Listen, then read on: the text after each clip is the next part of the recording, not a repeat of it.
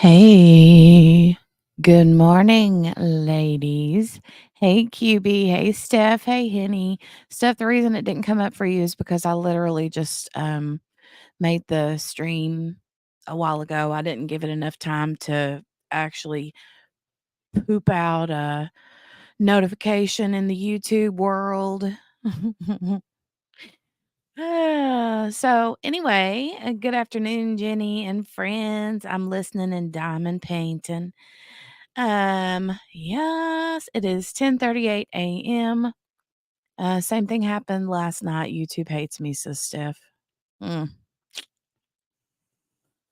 Steph's in bed. Can't guarantee she'll stay awake. Now, wait a minute. You got work to do today. You've got a lot of work that you're supposed to be doing today, Steph. Oh, Henny got a notification. Steph, you're right. YouTube hates you. Hey, Tammy. Hey, hey, hey. Good morning, good morning, good morning. So, we're going to talk about Delphi today. Yay. Steph's too busy writing a book. Well, don't be plagiarizing me now or anybody else in the chat. Double checked and you have all the notifications on. Well, that's good. I appreciate that you have all of your notifications on. Ay, ay, ay. Tammy said, I got notification, but I just got it. Well, I literally just didn't schedule it 30 minutes in advance. You'll usually only get like a notification 30-minute. You know how it'll say so and so is going live in 30 minutes. That's only if you create the live stream 30 minutes in advance, and I did not do that. So, I thought about going live at like 9:30-ish, but then I got intrigued in some stuff online and got to piddling around and then lost track of time. So, good morning, Gail. Good morning. Good morning. I should have known better. I should have double checked my coffee cup before I clicked the go live button because I'm empty, completely empty. Look, hold on and I will show you. I'm still in my pajamas. Look, I'm in my pajamas and my cup is empty. There's like one little drop down in there, one little drop. That's pitiful. Pitiful. Hey, I see somebody in the background. We have a visitor this morning. I think she's ready because I see her camera's off. You ready? All right. All right. There we go. I'm going to turn my camera back off because I'm in pajamas. I have the part down the middle of my hair and this ratty old ponytail. Yes. It is JB. Morgana's going to be in later, hopefully. Steph, you got an invitation. You did. I sent an invitation. All right, I'm going to turn this camera off and pull JB in. Hey, you. Good morning. Good morning. Good morning. Good morning. I need more coffee. I just had a refill before I came on here. You're a smart woman. Smart woman. I was trying. Mm. So, Steph says, I don't want to be snoring during conversation. Oh, Lord, you cracked me up. So, does anybody in here, there? We only have a few people in here right now, but that's okay. The more people comes, the more they can just, catch up with what we have going on. So, how many people in the chat right now? I already know JB's mama does, but how many people in the chat right now have followed the the Delphi case? The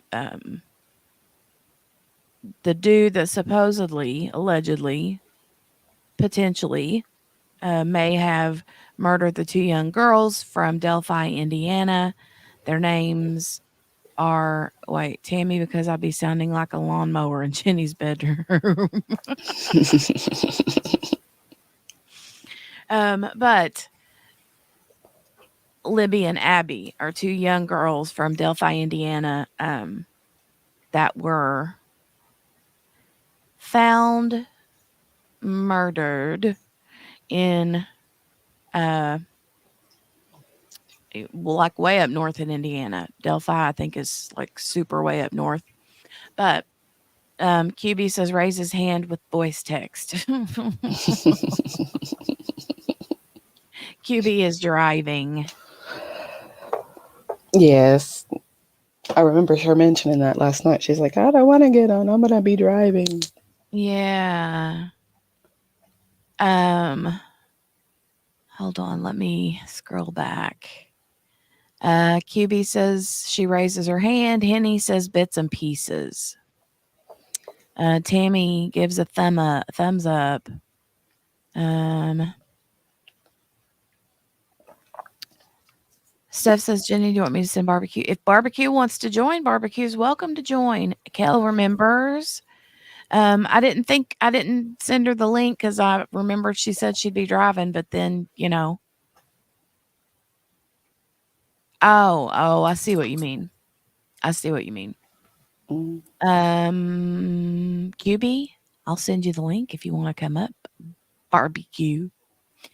Kel remembers. Kel knows about the stuff with Delphi. So there's been a whole big like back and forth and back and forth and back and forth right here. Like, well, you've heard me talk about that big.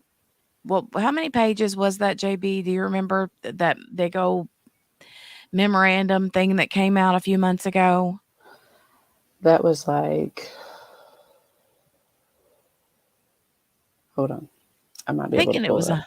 a I'm thinking it was like 100 and some pages or something. Mm-hmm. But they came out with this whole like basically what it was the defense, Richard Allen's attorneys coming out with this. I can send it wherever you want it, QB. You want me to send it on IG or Steph says I have nothing to contribute because I don't know much. Well, it's fine though. I mean, even if you don't want to contribute, you can still come on and ask questions. I mean, Yes. that's, That's okay. It's somebody else to put their input in. right. She says, I know everything about the girls when it was cold, and I know he was arrested for it, but I don't know anything else. No, I don't have your digits, QB. I have your IG. She says, I ain't got the digits. Oh, okay. She sent it to Steph, sent it to barbecue. Okay. Ooh, Lee just came in and put out the buffet. We got the waffles and the eggs and pancakes, all the syrups, and a variety of fruit. And a sign saying, Welcome to the Crime Cafe. Sit, relax, and enjoy. And listen to murder stuffs.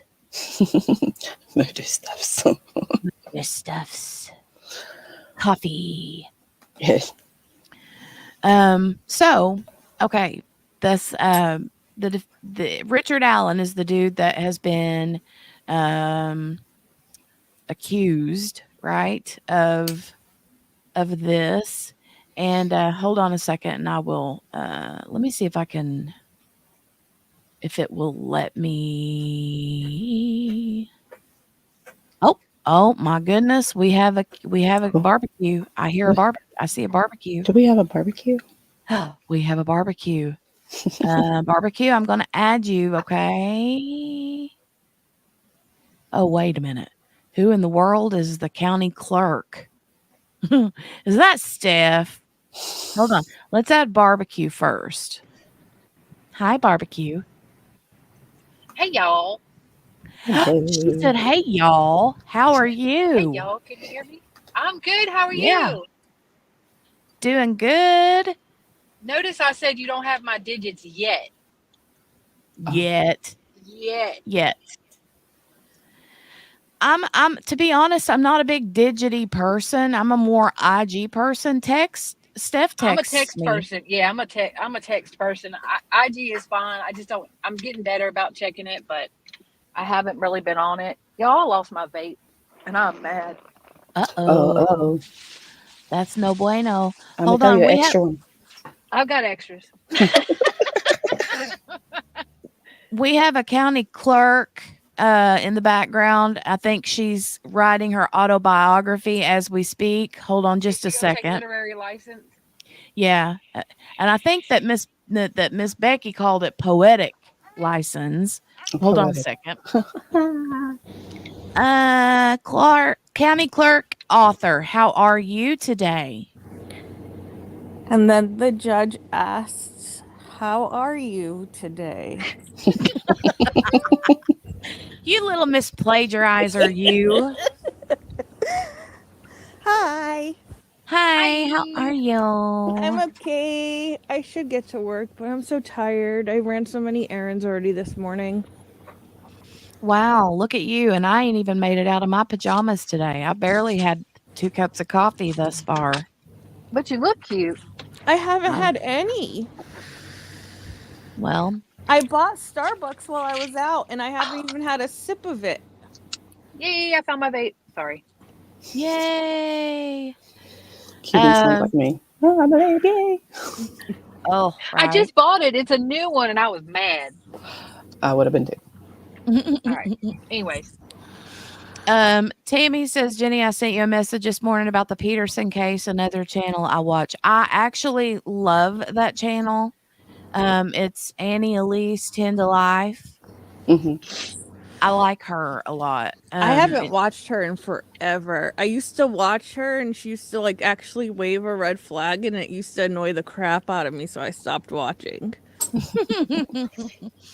She's been doing a lot of stuff with Court TV lately. I think that they're taking her on as like a kind of like a guest a guest like storyteller, podcaster. I've seen a lot of her like story times that where she'll just sit down and just kind of like tell the story Mm.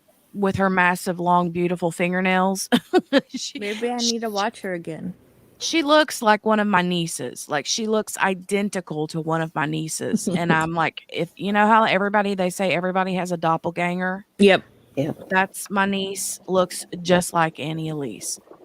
But anyway, I did actually start that episode, Tammy, that you'd sent me. So thank you for sending that to me because I love her anyway. Love her. Um uh I sent it to you because I don't know you watch it and it had to do yeah. I appreciate that. Thank you so much, Tammy. Henny watches Annie too. Oof.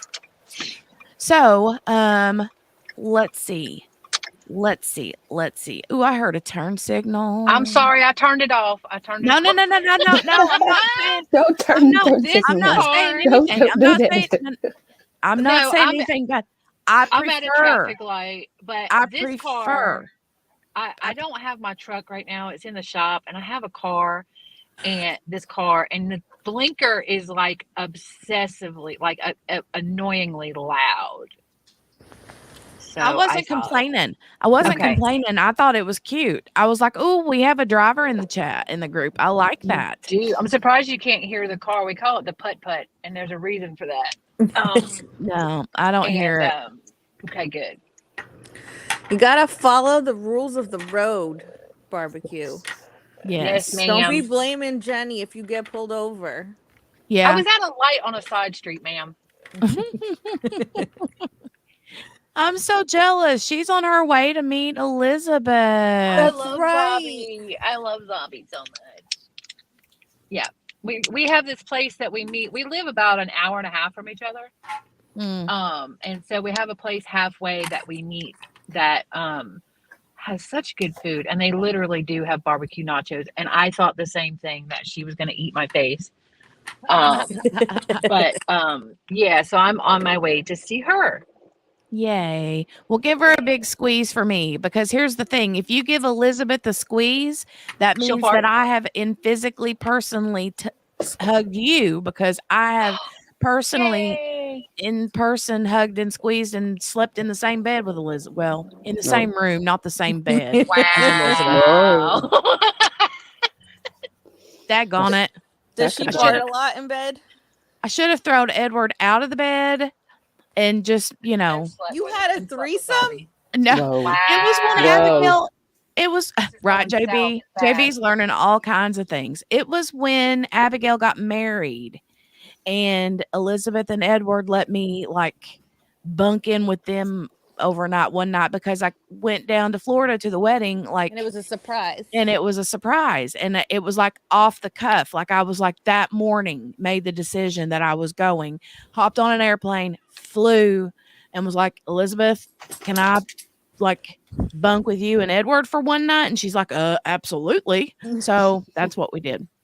Were you in the middle? No, I was in the chair. Oh, Lord. She said, nah, I ain't even know they Wow. put me in the chair over in the corner. I was in the chair. I was in the chair, and boy- Elizabeth that's froze the me boy out. chair. Elizabeth likes for the temperature to That's be my like, girl. I like cold. Don't get me wrong. I like it cold too. Okay. Yes. Like Grace, literally, when Grace was here visiting, Grace had icicles hanging off her nose hairs. That's how cold it was in here in the house.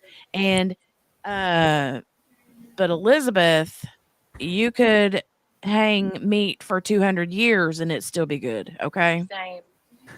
I tell people when they come to my house, bring a hoodie and a blanket, Mm. Well, that would especially be at me all the night. time.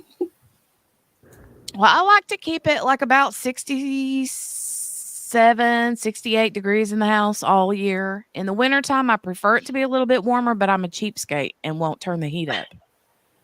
I have, I have an not air had my heat on. conditioner window unit and it's set at 69 because of course. Of course Because you of would. course. Because of course. Of course you would. Of course you would. JB's learning all the things. Yeah, Because well, hey. I just got in with y'all and then bam, I'm knee deep, shoulder deep, elbow deep, whatever you want to call it. I'm just learning all the things. Well, hey, you diamond paint. That's all we need to know. Yes. I did post a picture of my newest one on IG. So I saw it. It was really pretty. It See, turned when we out get really a good. Discord, we can have a channel for that. Set it up already. that's true. I gotta talk to Jenny because she's got to set up the account and we got to go over it. And I mean, I'm no expert. I learned by default. Yeah. And because I got thrown into it and I was like, oh, okay.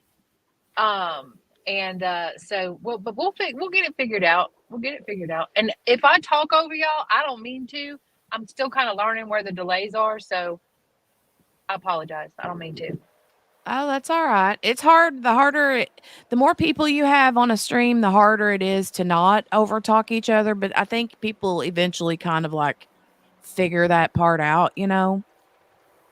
Okay. But I'm glad you're here. I'm glad I'm here. I'm glad you invited me. Thank you. You're very welcome. I love having the people come up. I mean, it's one thing if I'm going to get on and just like do the trial things because that's a lot of like me being muted and us like watching things, right? Mm-hmm. And then, but whenever you're chatting, like talking about these different cases and stuff, it's much more entertaining, much more interactive when there are other people on there talking with you and then people in the chat filter in the conversation. So it's a lot more user watcher friendly, I feel like. But It's what they call it. Audience engagement. Audience engagement, yeah. Oh, fancy. Very- That was a fancy word. that was very fancy. I like that. Well, I'm like Steph. I'm not super familiar with the trial. I am familiar with the case from when it was still a cold case. Mm-hmm. And I can't remember who did the documentary. I'm still trying to figure out where it was that I watched it. It was really good. But it was still a cold case at that point. And Well, see, so go ahead. no, go ahead. I was just going to say that I don't actually, I've never seen the documentary. Like I heard about the case when it first happened, but then I didn't really get intrigued and interested in it until the whole Odinism thing came out, and this whole like memorandum thing came out when they were talking about sacrificial ritual things, and that's when I was like, no way. I mean, they're talking about like the big bubba government stuff, and I'm like, oh my God, okay, this is crazy pants. This is so crazy it can't even be real, right? See, I don't even know any of that. Well, that's where I want to go over that, but that's going to be like a after the fact. Just keep in mind, okay, this dude that they have in prison, not jail, the dude is in prison and is not even convicted. His name is Richard Allen. Yep. And I wanted to share AKA Bridge Guy. Bridge Guy, yeah, AKA Bridge Guy. I want to find, let me see if I can do this. The last time I tried to do an overlay, it made it teensy tiny. Hold on. Let me see if I can And I find. remember, I don't know why, but I remember thinking that they rushed to judgment on him. But I don't know. I don't know enough about the case to say why I thought that, but I do remember thinking that. Well, one of the theories about why they rushed to judgment on that is because the theory is that there was a election coming up. Yep. And they wanted somebody charged. Like, what do they even have on him? Well, so one of the biggest things that they have on him is him saying, okay, this is going to be this is there, right? He said that he did it, but there's a huge but, okay? His but to that is part of this Odinist, the correctional officers that were over him in the prison where he was located. He told his lawyers that they forced him to tell his wife that, or they said that they were going to kill him and his daughter. So he's not the Odinist. No. Apparently he has nothing to do with it. He's not Odin. But I mean, there's still quite a bit of evidence to hear and things to see and all that stuff. But are they going to televise any of it? They better. I think so. I think that it will be. Okay. Hold on. I'm gonna look up. I want to do this overlay real quick of the girls. First of all, I want you guys that aren't familiar, I want you guys to see the girls, right? This is them. Let me open this. So you guys are still going to be here, but this is going to cover the screen up. So this is Abby and Libby. Okay, these are the two girls that were killed. And they were I think it was like a day off from school, and one of the parents dropped them off at a park. I believe it was an older sister. Yeah, the sister. I think it was the sister that dropped them off. Okay. And then the dad was supposed to pick them up like an hour and 45 minutes later. Yep. Right. Okay. So the older sister dropped them off. Do you remember whose older sister it was? Was it Libby's older sister? I think it was Libby's older sister. I think it was. I want to say it was Libby's. And then the dad was supposed to pick them up so much time later. Yeah, it was like an hour and 45 minutes later or so that he texted them and said he was there to pick them up, and neither responded. Right. Yep. Can you imagine? I would die. So they never could find them. And then I guess they called out a search party and all that. And then it was like, what, the next day Hmm. they were Yeah. found. They were found. But they had been, when they were recovered, one of the girls, I don't remember which one, had a cell phone on them. Mm-hmm. And when the police went through, or investigators, whoever went through the phone, they recovered a video, like a Snapchat video or something, Yep. of them walking on the bridge, which was very close to where they were at. And it was called the Monon High Bridge. And it's this really super tall, high wooden built bridge It's that's like like, a railroad track crossing or Yeah. something, isn't it? Yeah. that's what it Yeah. looks like. It's Yeah. not functioning anymore, but it used to be Yeah. trains passing through there. Yeah. It's all cut off now. They've like got railings and all kinds of stuff up there now. Okay. But like they would say if you fell off the thing, that was it. You were a goner, right? Mm-hmm. Hmm.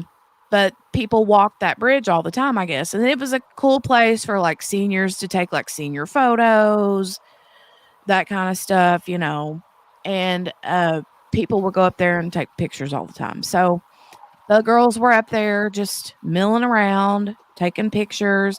Well, she was doing, I guess, whichever one of them, I'm not sure, was doing like taking like a Snapchat video or something. And she actually catches this guy walking towards them. And that's who we know as Bridge Guy, right? He's called Yep. Bridge Guy. Hmm. And they have redacted part of the video out. They haven't shown much of the video except for just a clip to share with media so they can look for the guy, because it wasn't a very clear video. But you see the video of the guy like walking towards them, and then you hear his voice say, "Girls down the hill." And that was when everything went sideways. Wasn't there another recording of him though? I feel like there was another, like she intentionally recorded him or something. I could be wrong. There's intentional recordings, but they have not released all that out. Okay. I thought I remembered that because I remember thinking how smart of this little girl. Right? It was To Libby. it was Libby. I was thinking, I just got goosebumps. I was thinking how smart of this little girl to do that. Mhm. Yeah, the rumor is that she had the phone still like recording in her pocket or something. Oh, Yep. okay. So they could Yeah. still hear additional audio once they went down the hill like he told them to. But Mhm. that hasn't been released publicly. Okay. I'm gonna share this like Google search, because I just looked up like pictures, and then the actual photos of the Monon High Bridge. You can see here, there's like, so this picture here is actually of the bridge guy. I don't know if this is going to start playing audio or video or not. I don't want it to. But yeah, this is the bridge here. And then this is the dude that was walking on the bridge, right? Hmm. And I think I'm going to push play on, well, let me push play on this real quick and see if it'll just show that part. But I might have to like fast forward it because I don't want to get dinged from copyright junk. Yeah, so let me get to the part where it's actually at, if they actually say anything. I don't know who this guy is here. Play here.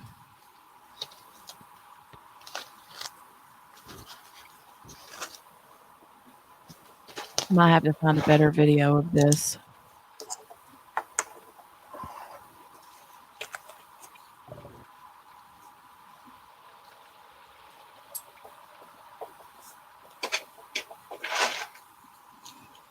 So that's the bridge. It's weird how you can like move around, but you can see how high it is off of that bridge, how far down.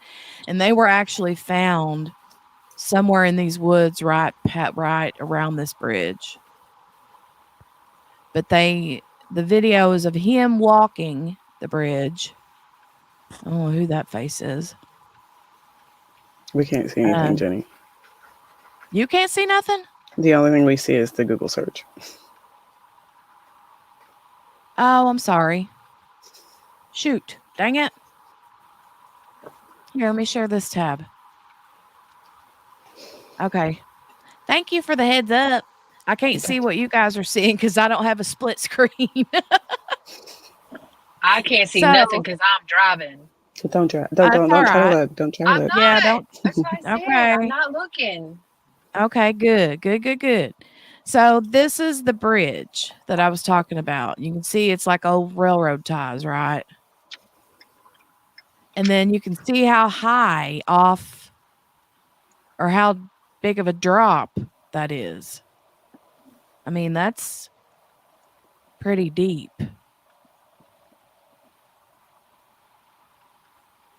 And then let me go back to that. Then this one on High Bridge.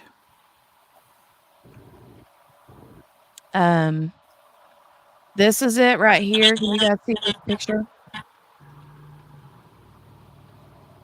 Yes. Okay. Look how high that is. Right? And they were walking along that. It always freaked me out that there was no like railing or anything. I know, Yeah. right? Oh, I'm getting some echo from somebody. Is it just me getting that or can you guys hear it? I got a little bit of feedback. Okay. But then I don't see how, like, I would never walk across that thing. There's no way. There's Yeah. no way that I would Rails do that. and wobbly and. Well, I mean, I'd be scared to death that my foot would go right through something and it'd just fall away with me, you know? But this here, this is the like you can see him. This is who they call Bridge Guy. And that's really the only thing you have. In the video that they have of him from the girl's phone, you can see like his stature and the way he like holds himself when he walks, the way he's got his hands in his pockets, all that kind of stuff. And then they have his voice also on the recording. But that's really the only thing that I know that they have to go off of besides whatever evidence they have, like physical evidence. And apparently they say that they also have a casing, or it wasn't a casing, it was a whole shell that was under one of the girls' bodies, but it was under their body. And they weren't shot. Apparently, they say that they were not shot. And apparently Seems like that was there beforehand. Well, but they say that didn't they say that it matched the kind that would be used? He had a gun in his home that used the same caliber or the same shell or whatever. Yep. Yeah. And so a lot of people are saying that was like not found, or it could have been that it wasn't found whenever they moved their body, that it could have been planted, basically. I don't know. Yeah. He said, apparently in his confession, he said that he had the gun, but he didn't use it. Okay. Well, I couldn't remember what much was said about the gun, but I think a lot of them had, I mean, that area, a lot of them have similar weapons. So it wasn't like a pointing, you know, or lack of not a smoking gun. um, for him, that mean, and like he ambulates kind of like the guy, but it wasn't conclusive, if I remember Right. correctly. Mm-hmm. Tammy says supposedly he admitted he did it to his wife. Then his wife left in the middle of visitation. I believe she then divorced him. I don't know. I don't know about any of that. To be honest, I really don't have a clue about any of that. Lee, it's spelled Monan or On or something. Monon. He's like moan on high, sicko.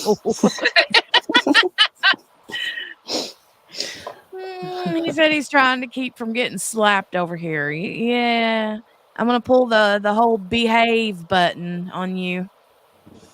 But so the dude, let me find the picture of like his actual picture so I can show you guys what he looks like.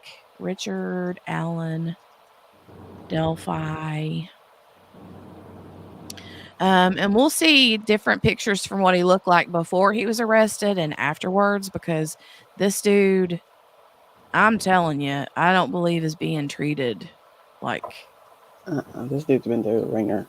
yeah, I don't think that Well, he's if he's being in treated right. prison and for sorry, English. If he's in prison and they know what he did, they're not treating him well. Yeah. Or they know what he's accused of. I'm sorry. Yeah, they're not treating him well. Yeah, and they said his physical and mental health have been deteriorating.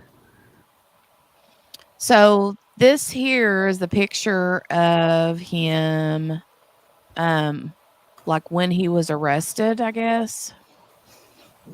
Mm-hmm. Hold on a second. Let me share this tab here. I keep forgetting that when I click into a picture, it takes me a different website, and then I have to share that with you guys. Hold on, let it load for a minute. I've got a bajillion tabs up.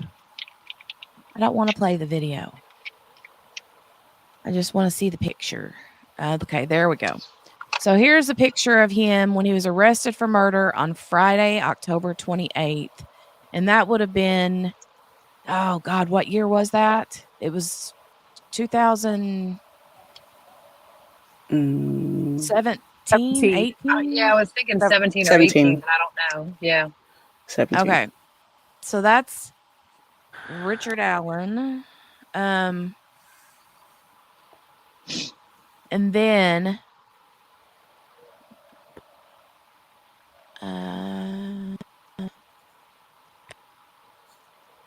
this is basically what he looks like now. Well, this is what he looked like a few months ago.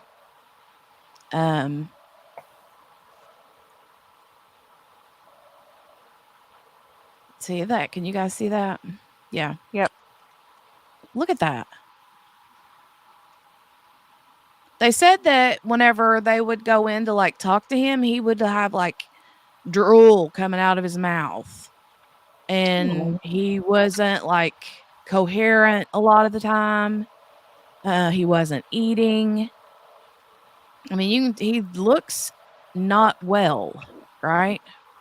The way his hand is, it looks like he might have like Parkinson's or ALS or something. Yeah, they were talking about that, but I think that they said it had something to do with and if you've seen him lately when they had taken him to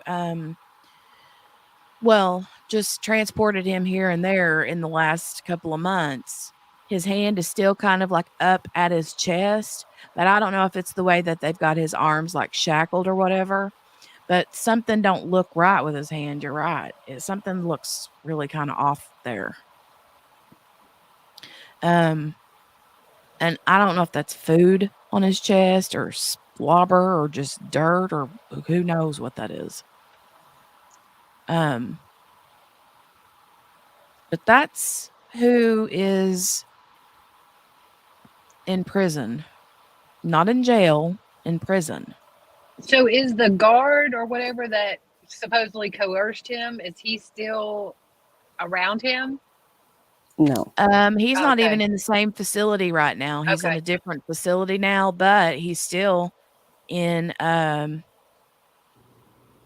they've been trying to transfer him, and they did transfer him from Westville to Wabash or something like that. But it's still it's a prison. It's still and he's still like they're saying that the lawyers that the judge, remember whenever the judge got rid of his 2 lawyers recently? So I Yep. heard Or about that, but what happened? Didn't she say something about ineffective counsel or something? So what happened was they Rozzy and what's the other one's name? I always want to call him Bradshaw, but it's not.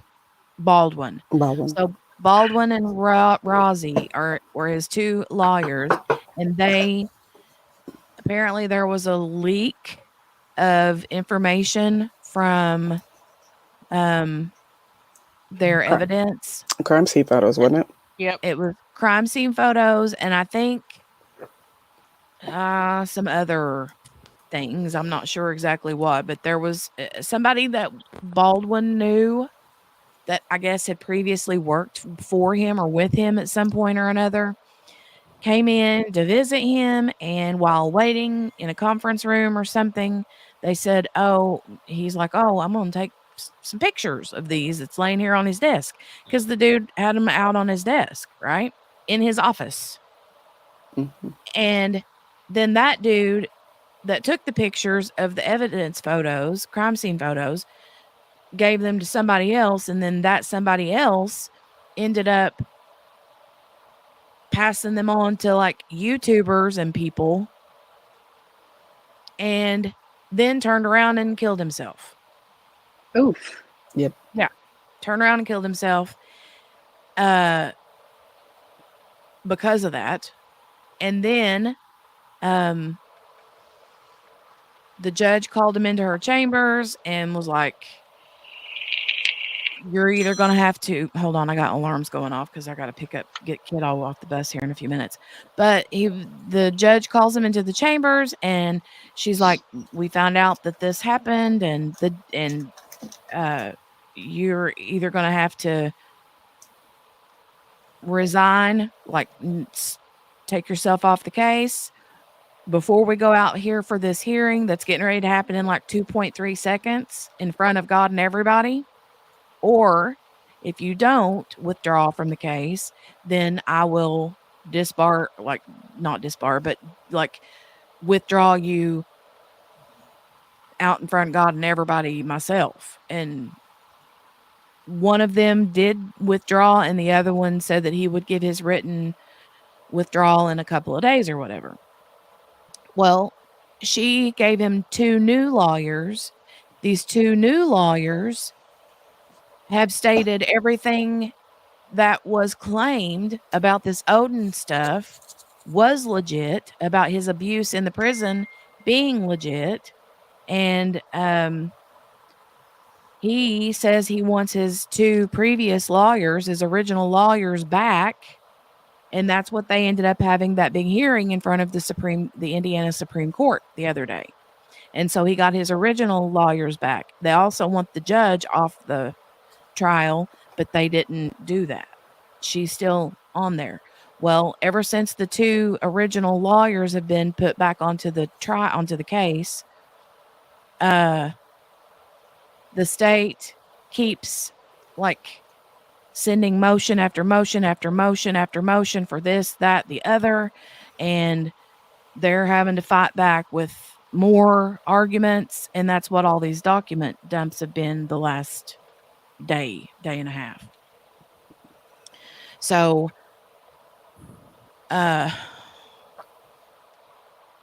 transfer was supposed to have been done, and then they transferred him to this new place. And when they transferred him there, whenever his new lawyers went to see him there, they said it took 1 day just to visit with him for a very short time in comparison. It was a 10-hour day. It took them 3 hours to drive there, 3 hours to drive back, an hour to even get into him, and when they got into him to counsel with him, he was on the other side of a metal door with a slat just big enough for a food tray to go through, and they had to stay 6 feet away from the door when they talked to him. So how could they show him video or anything? And they had guards standing right there at the door with the door wide open. And it was being recorded. And it was being recorded, yes. Well, that's a violation of attorney-client privilege. Yep. 100%. 100%. So it sounds like maybe, okay, like I said, I don't know much about it, but it seems like this Odin group or whatever wanted those new lawyers off of there because they were pointing at them. Is that? Well, the Odin people they ain't no Odin people saying anything. The only Odinites that are saying anything are the ones who were accused of being correction officers at the first prison he was held at. And I mean, they're not saying anything like publicly, but that doesn't mean they're not behind the scenes orchestrating stuff.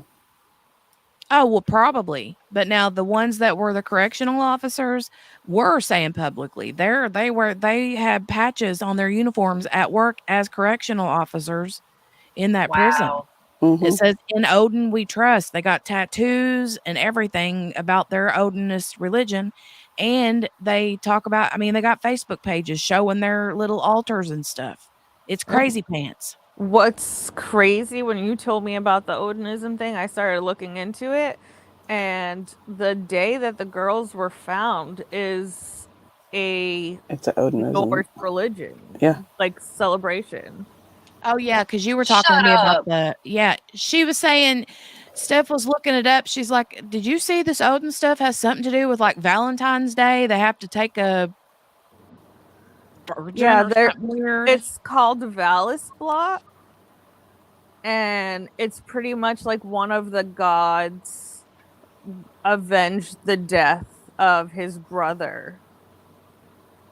So it's supposed to be like a holiday celebrating vengeance and the coming of that's not sussy spring. at all.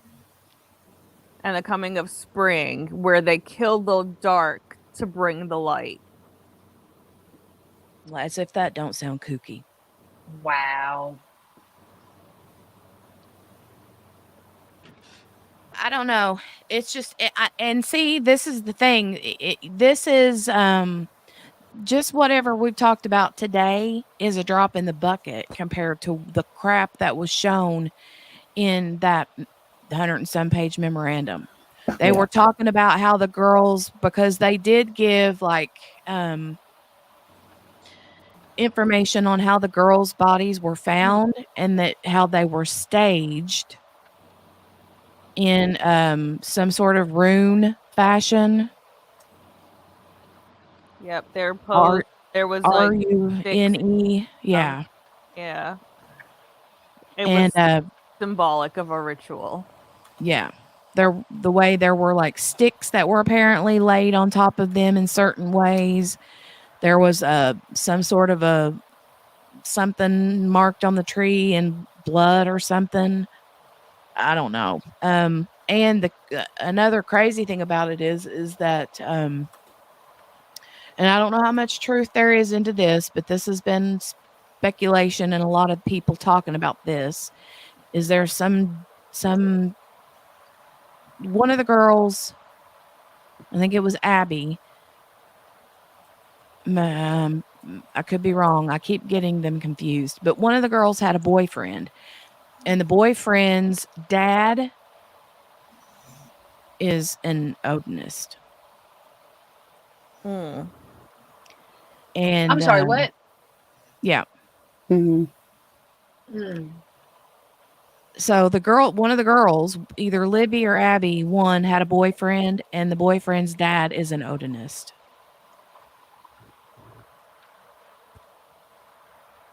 So When's the trial A scheduled? whole bunch of Supposedly. stuff.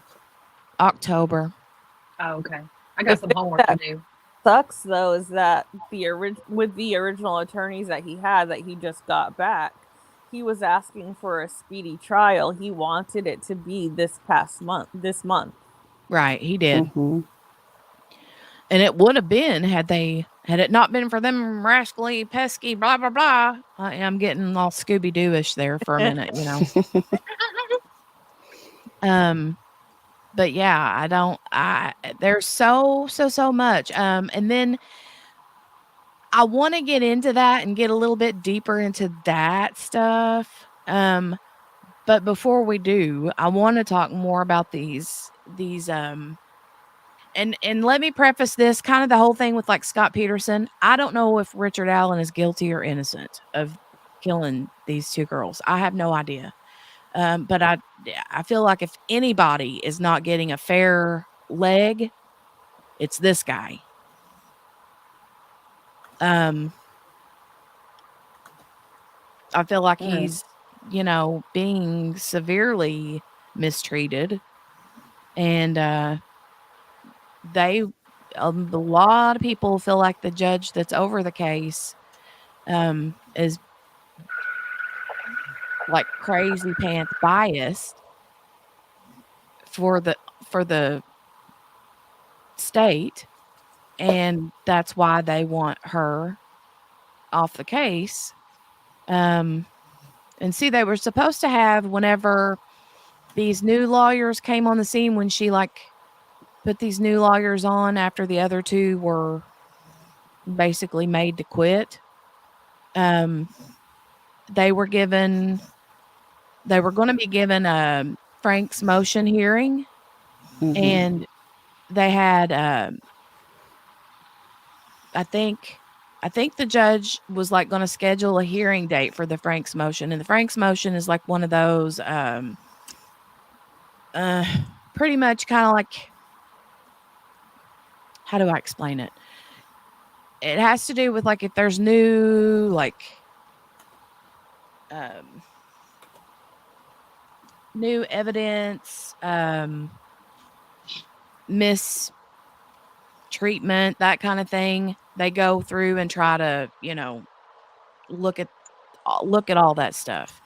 Well, they were denied, or they were going to be given a date, but then as soon as those lawyers were taken off the case and the original lawyers were reassigned, she automatically denied the Frank's motion hearing. Yeah. Like it was I don't know. automatic. Something's sussy. It ain't right. This Yeah. whole case is sussy. I got some work to do. I got some research to do. Mm-hmm. JB, I'll give you my email. You can send me, because I know you want to share them documents. Oh, look. I went back and I looked, and I got 118 of them. Wow. Yeah. And y'all, I'm pulling off on my exit here. I think Zombie's running late. Should to get gas, but I'm gonna have to dip out in a minute. All right. Well, Yeah. that sounds good. Hold on a second, ladies. Oh, she said, hold on a second. Hold on a Yeah. second. I gotta run and get kiddo off the bus here in a couple seconds. So, do you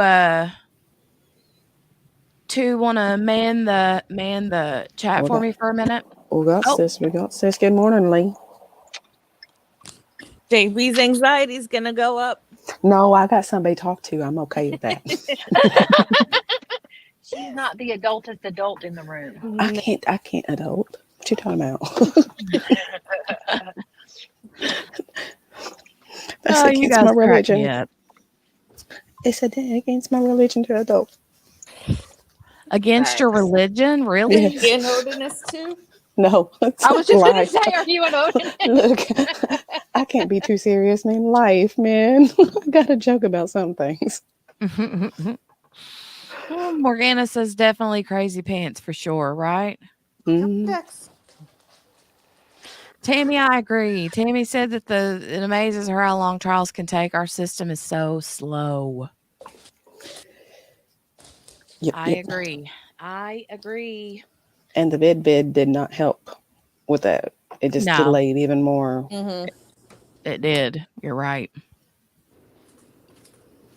It did. It made things a lot worse. And then they kept putting people on like Zoom meetings. And I think that just kind of really slowed everything down because there's things you can't do on a Zoom meeting that you need or can do in person, you know?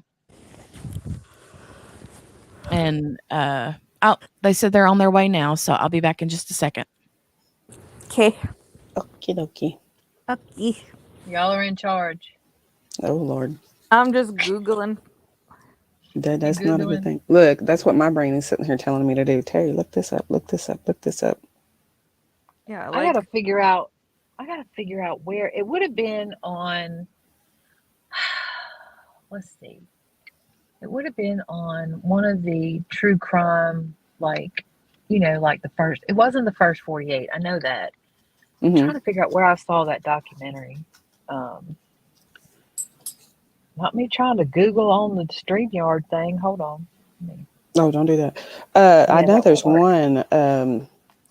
There's a YouTuber out there. She's like me. She did a deep dive, and I don't know if y'all know of or watch, but Gisler K. no.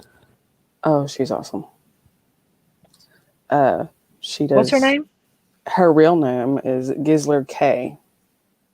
Grizzly True Crime. Oh, yeah, I know her.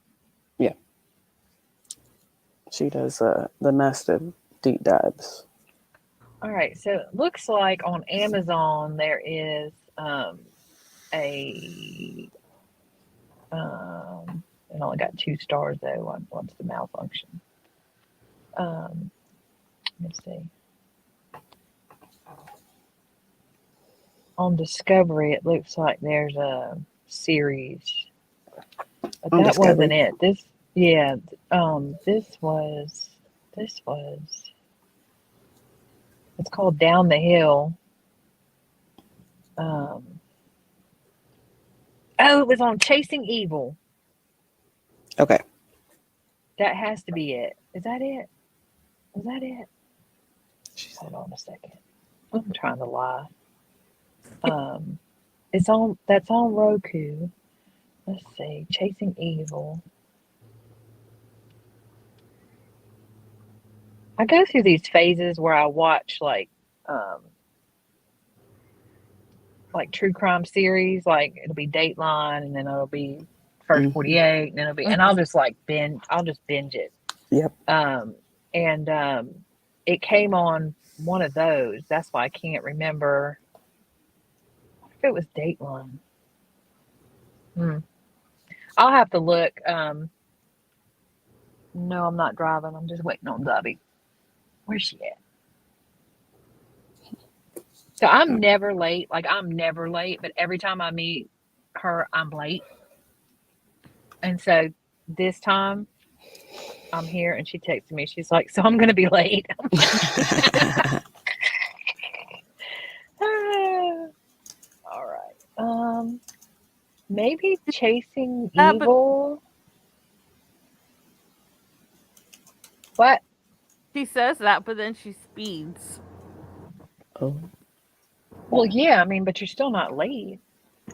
Because that's what she did to me. She's like, I'm going to be late. And she ended up not being late because she sped the rest of the way. Speaking of which, on the way here, there was a speed trap. These dudes are in minivans. How is that okay? Like, they were sitting on the side of the road and they're in minivans. I'm like, they had to have put a new engine in that. Like, there's no way. Where?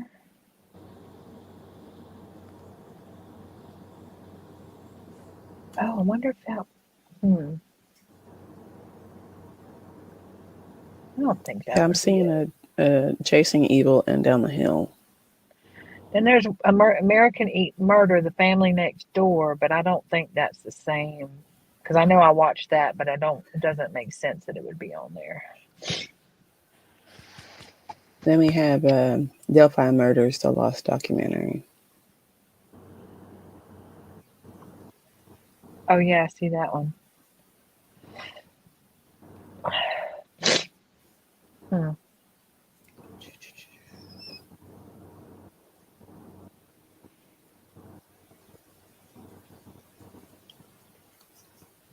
Where?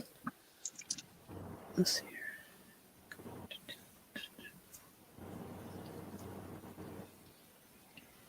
Let me text her.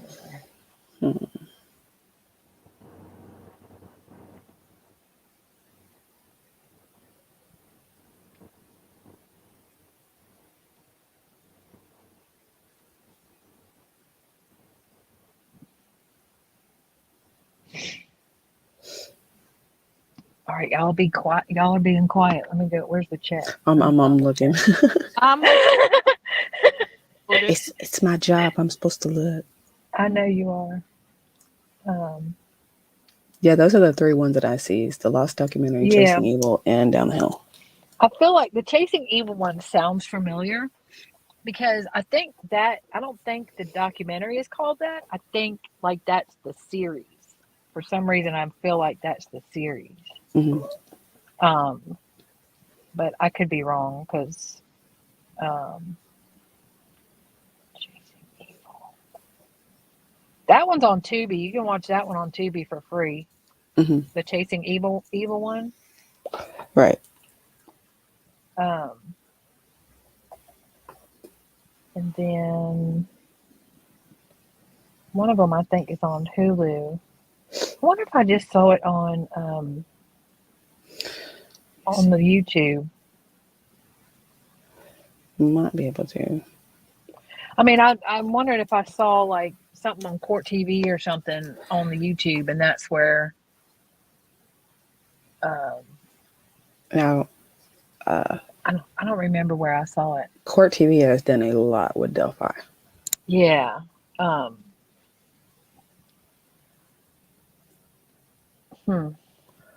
wish I could remember because it was really good. But I remember them showing where the bridge was. They were talking about the sister supposed to pick them up, the dad or the dropping them off, the dad picking them up, and that they picked up Richard Allen, and that while he kind of walked like these people or this guy, and his voice could possibly maybe sort of sound like this guy, that it wasn't conclusive. And I was thinking at the time, was he like a recluse? He and his wife, were they like? I was thinking that may be a different case, but I was thinking like they targeted him because he was like weird or what they considered weird or something like that. But I think it sounds like it's more to do with this Odinism thing. Yep. There's a Down the Hill podcast. Really? On Spotify. Let me move over there.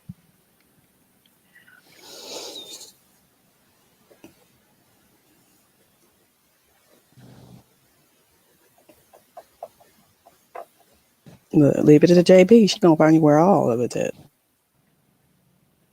Say that again. I said leave it to JB. I'll find where it's all at.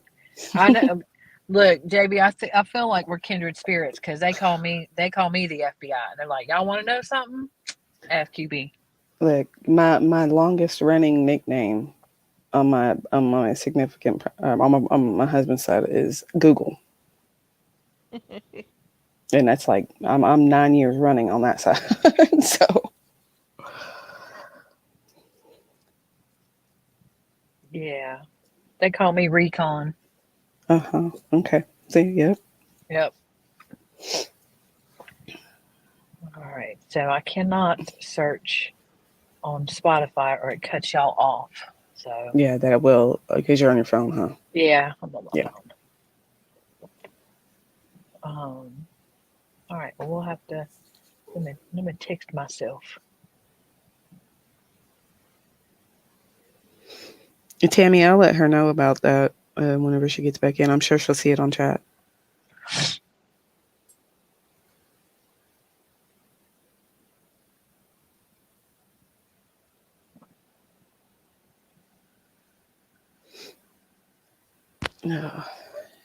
Tammy has ran across an article in reference.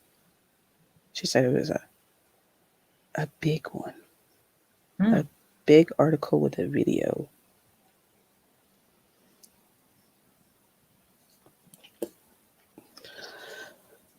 So,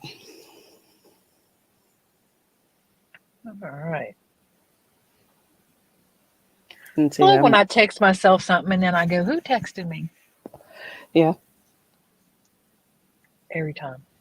I send myself messages on socials. Yeah, but I do that all the time on my, and then I go, "Who's texting me?" Because I don't have. Apparently I need to set up my own ringtone because it's just my default ringtone. So I'm like, "Who that?" Mm-hmm. Because everybody else has their own kind of.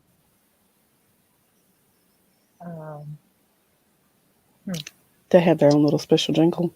They do. So I know who they are.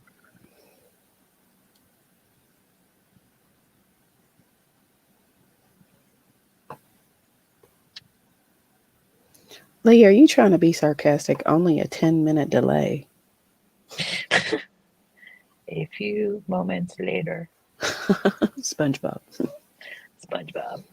The judge needs a break. It's her mid-morning break. Okay. Yeah. Okay, this is an inexperienced group up here. Okay, well, it's me anyway. I don't know about everybody else, but I'm inexperienced.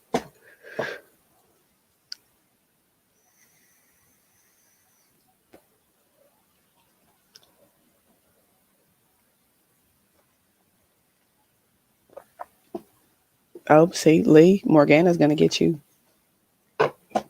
Morgana's telling Lee to behave.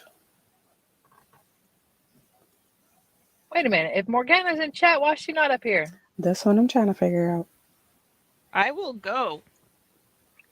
Well, that won't work because Jenny's not here. She can't let her in. I know, but when she gets back, Well, let me go because I'm about because I'm about to eat my face. I mean, have some nachos. Oh, Lord have mercy. Y'all don't know these nachos. It is no joke.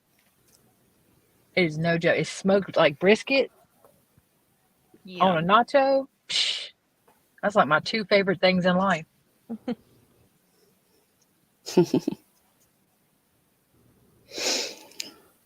I wonder if my dude did anything on Delphi. Let me go look at him.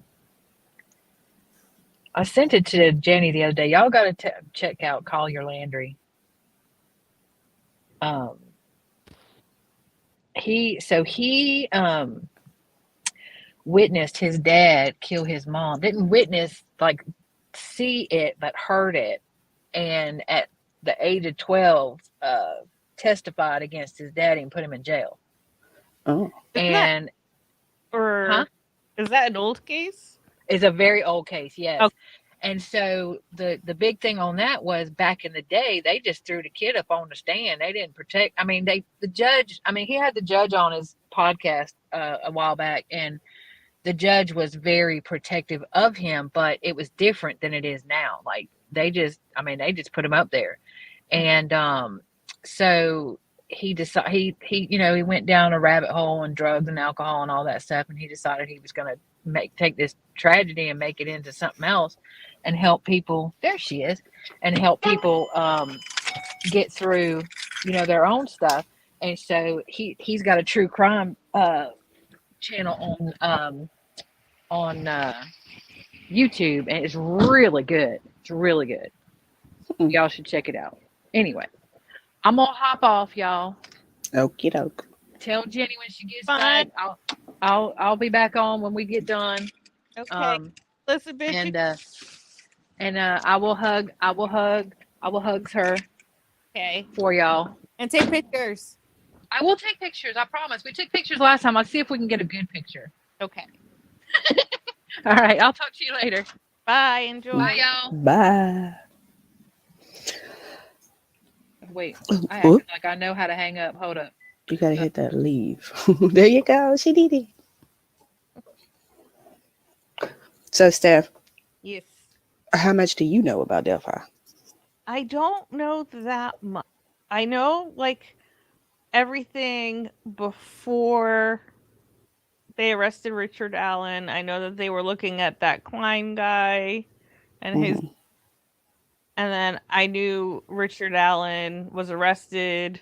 All I knew about his arrest was that he had openly interviewed shortly after the girls went missing and said that he was there that day. Mm-hmm. But I didn't know what else they had in order to arrest him. And then Jenny was messaging me last week and mentioned this Odinism thing, and I was up way too late researching that. And now I'm looking at more about that because Oh, the Odinism is a whole new rabbit hole. yeah. Outside of all the strange things that have been going on, the Odinism is just it's a whole new Yeah, one. see, I don't know anything that's been going on with the courts and all that, aside from what we've already talked about. But see, when Jenny mentioned the Odinism to me, I thought he was a part of it. It's the guards. I didn't know if, like, he was part of the group and they were scapegoating him to take the blame for it.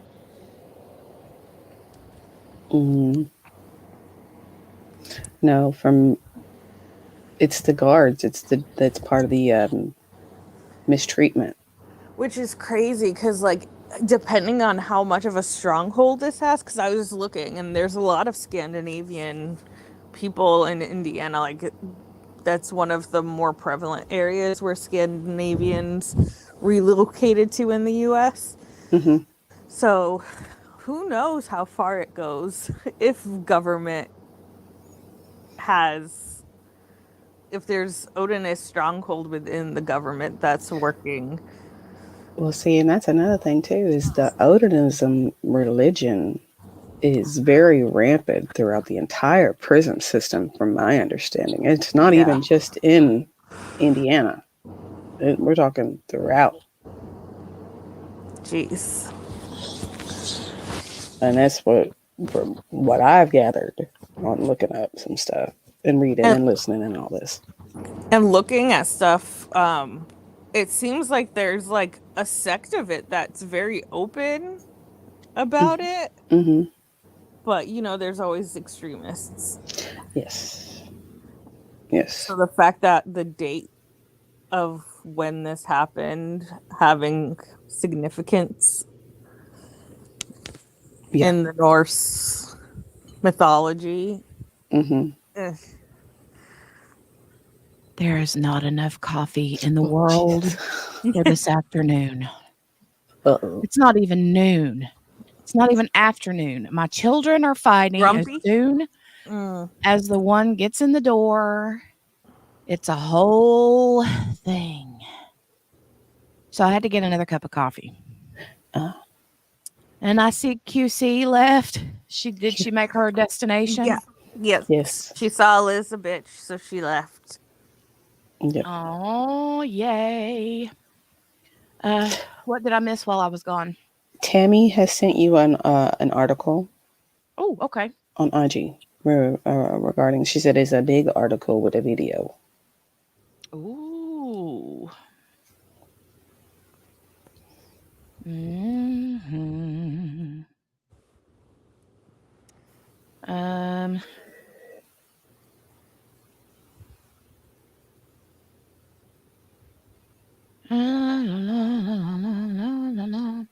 Okay, yeah, I've got these documents. Some of these documents, Tammy, are actually what we're getting ready to share here today. I've got the motion for the transfer, and then the yep. I'm excited to share these. So I'll go ahead and just start with the very first one, which is the state's response to the defense's motion of transfer. So this was dated January 29th, which was yesterday. They just shot these documents out left, right, and center. Ugh. But this one here is the prosecution's response to the defense's motion for transferring him from one facility to another.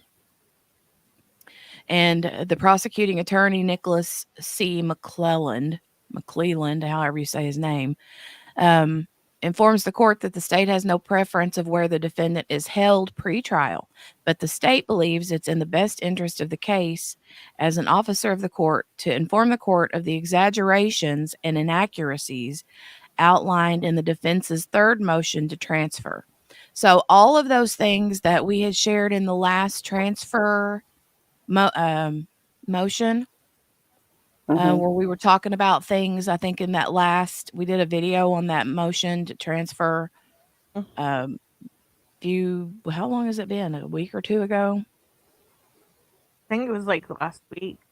Okay.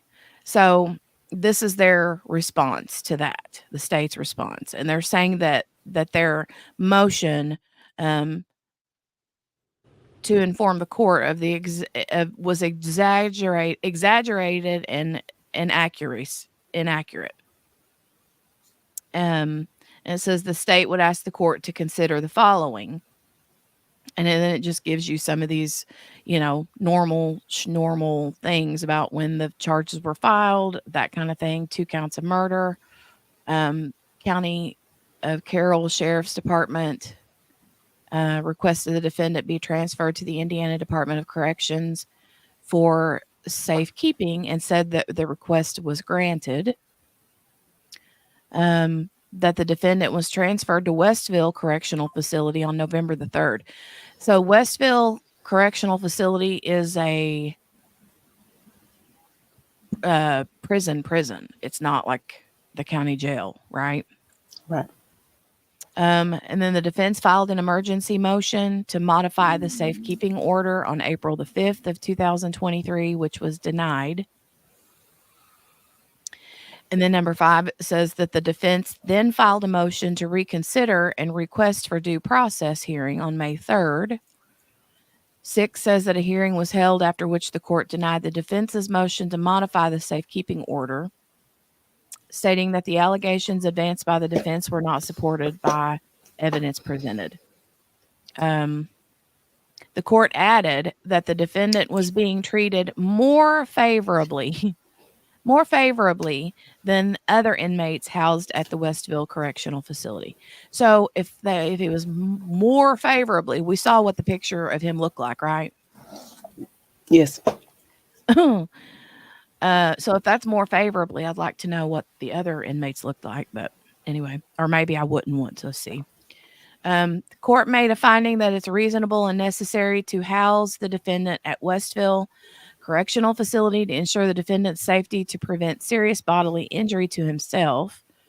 And from what I've been told, he was never on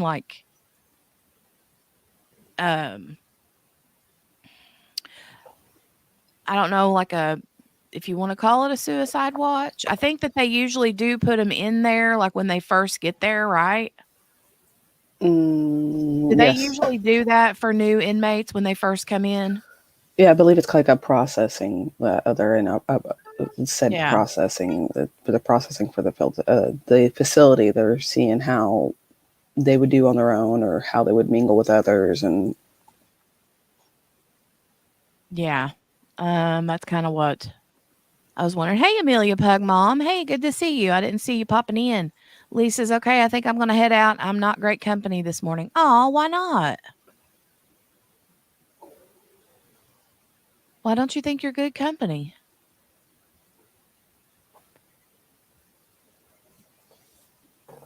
Was from essay comment I made almost an hour ago. What? What's he talking about? Well, he said something about that. A comment he made, and I said something about. He said, "LOL, only a 10-minute delay, not bad." I think he made that comment afterwards. Oh, he says when there's guests that we don't pay as much attention to chat. Well, I mean, I can't really whenever I'm reading the stuff. I mean, it's hard for me I can't see both the chat and the stuff at the same time. Okay, where was we? It's easier to do that when I'm doing the trials because I can see the chat when I'm watching the trials, but I can't when I'm reading stuff. Where was it? Where was it? Where was it? I lost my place. Where was I, JB? You're at number 8. He filed a verified motion for immediate transfer of custody, alleging additional mistreatment of the defendant at Westville. The court stated the defense's assertions were factually inaccurate and were refuted by evidence that the state provided, therefore denying the motion. 10 says the Department of Corrections then transferred the defendant from Westville to Wabash. Okay. So this is whenever he's transferred to Wabash. Then the new counsel for the defense has now filed a third motion to transfer. Number 12 says that the state has no opinion where the defendant is housed during the pendency of this case as long as he is kept safe. However, the state believes that it is imperative for the court to have accurate information in order to make its decision, which is lacking from the defense's motion to transfer. Good morning, Dawn. Hey, Dawn. Hey, Dawn. How are you this morning, Dawn? It's almost noon. It's literally 11:59 a.m. Let's see. Counsel for the defendant referenced the emergency motion to modify safekeeping order filed by the prior counsel. Let's skip on down here. Counsel references a letter, number 15. Counsel references a letter written by an inmate, Robert Baston, at Westville, stating that the defendant is being mistreated as a fact to be taken as true. However, prior counsel subpoenaed this inmate to testify at a hearing, and the inmate refused to leave his cell to attend the hearing. I don't remember him about not wanting to leave his cell. The state had documented Robert Baston's history with the court in prior hearings and filings with the court. The allegations by Robert Baston are not reliable evidence provided as sworn testimony, nor has he been subjected to cross-examination. If I'm not mistaken, the Robert Baston is the dude who wrote a few letters to the court talking about Richard Allen's mistreatment. Yes. Steph dropped out of StreamYard. She says her tummy's not feeling well. Oh, I'm sorry. Tummy's been hurting and I'm in bed with a heating pad. Consciousness is not agreeing. I'm sorry, honey. I'm sorry.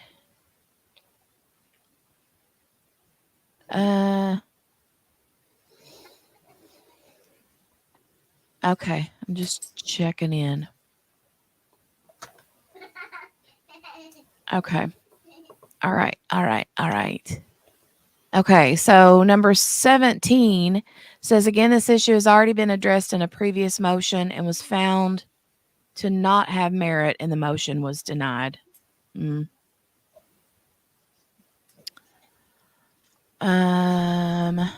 Defense then make the allegation that the defendant was denied recreational time and showers. We talked about that. Mm-hmm. They were saying that he'd had 1 or 2 showers in the 2 or 3 weeks that he'd been there at that point. Right.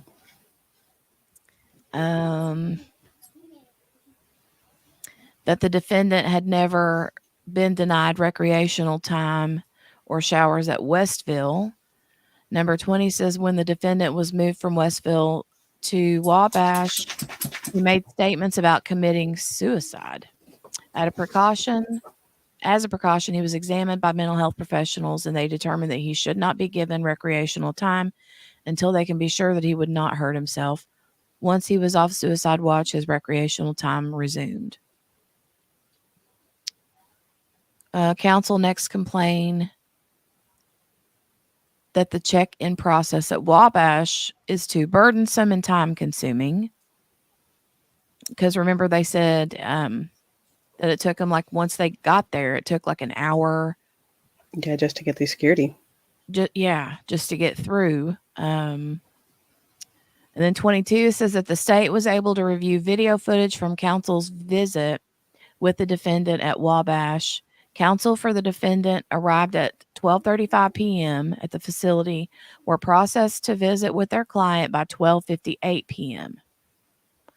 That the wait time was extended on this date due to a power outage at the facility, but in total lasted about 23 minutes, not the nearly 1 hour alleged in the pleadings. Mhm.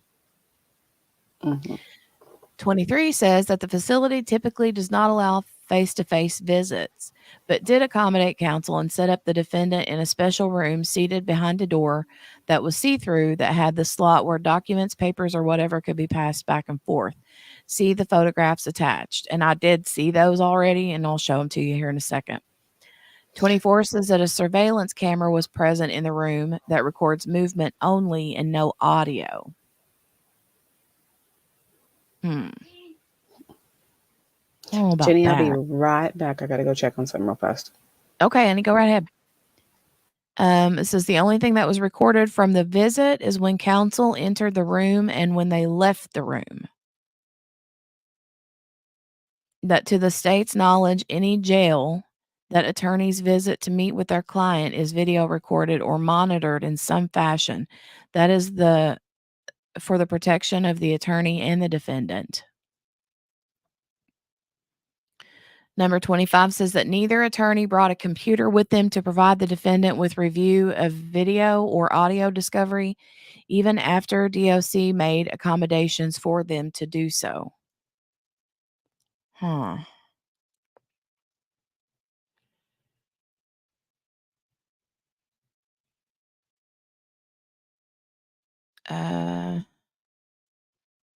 I don't know that I believe that a lawyer would show up without a laptop. Do you? I mean, I don't know about that. I mean, maybe they have video that shows that they didn't bring in a laptop. I don't know.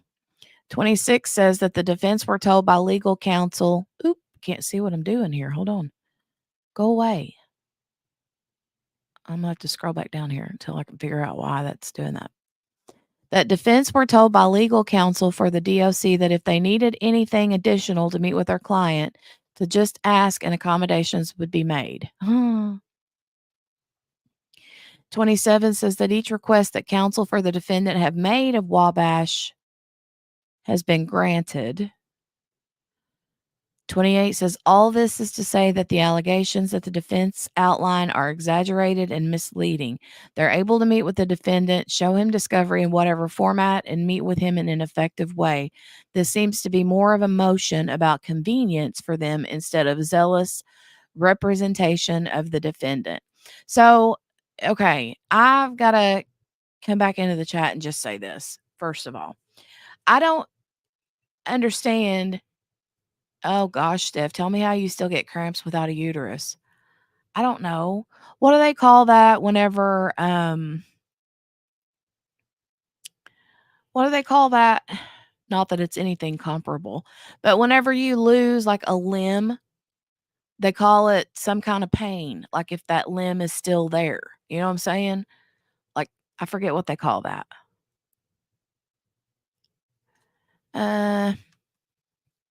Tammy says, because Steph, if you have ovaries, you're still ovulating, which is probably the cramping. I still have them on my right side. Oh, okay. Phantom pains. There we go. Maybe you're having phantom uterus pains. Everybody's like, phantom. Kayleen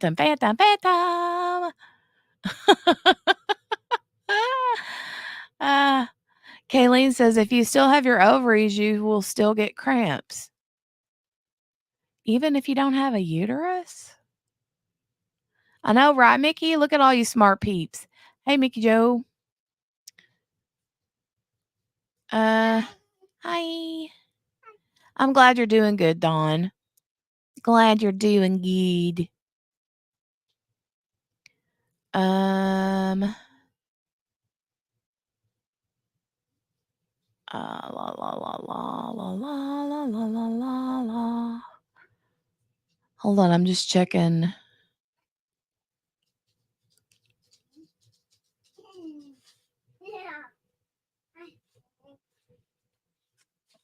Oh, goodness, Jolie.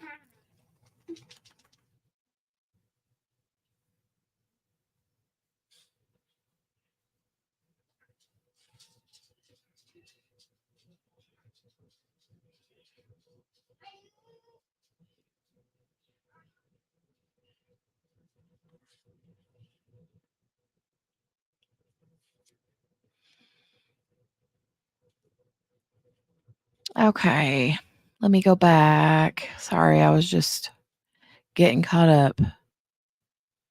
Yeah, I still have my ovaries, so those cramp and I get period poo still. Oh no, those are the worst. Docs leave your ovaries so you don't get thrown into menopause. Ah, that's what I've heard. That's what I've heard. Okay, so I'm gonna get back over here and um there was a reason why I went to the chat. There was something that I read that made me go over there. What was it? Oh,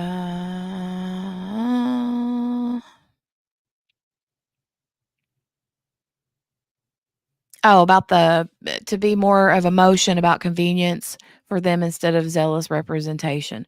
So they kept talking. They've said 2 or 3 times in this response that their motion was exaggerated and misleading and all those things. So, but the thing is he's shouldn't even be.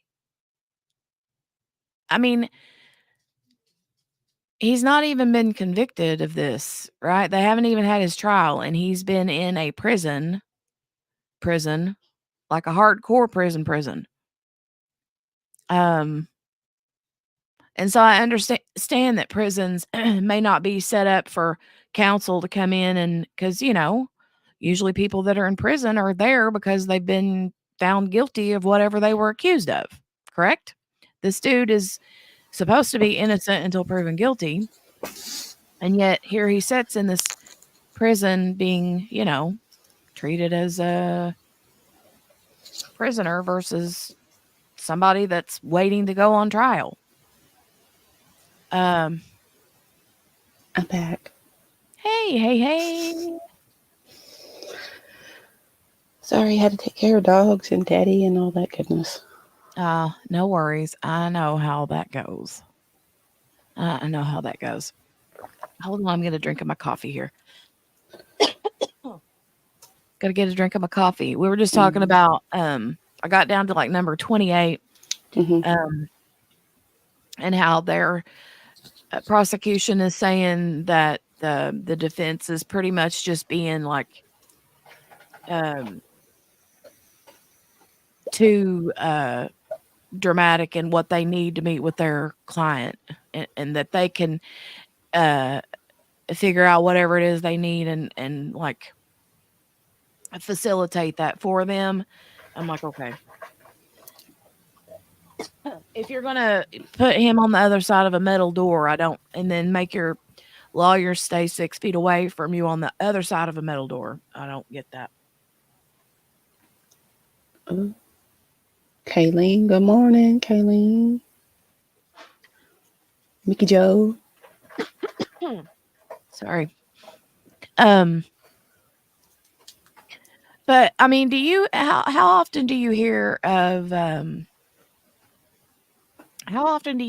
somebody that's waiting to go on trial for their trial to be held at a maximum like security prison? Out of all the true crime that I follow, this is the first. I mean, is Wabash or Westville either one like are they both considered like maximum security prisons? They're both state correctional facilities, yes. As far as their ranking on security, I don't know if both of them are. I know that Westville was.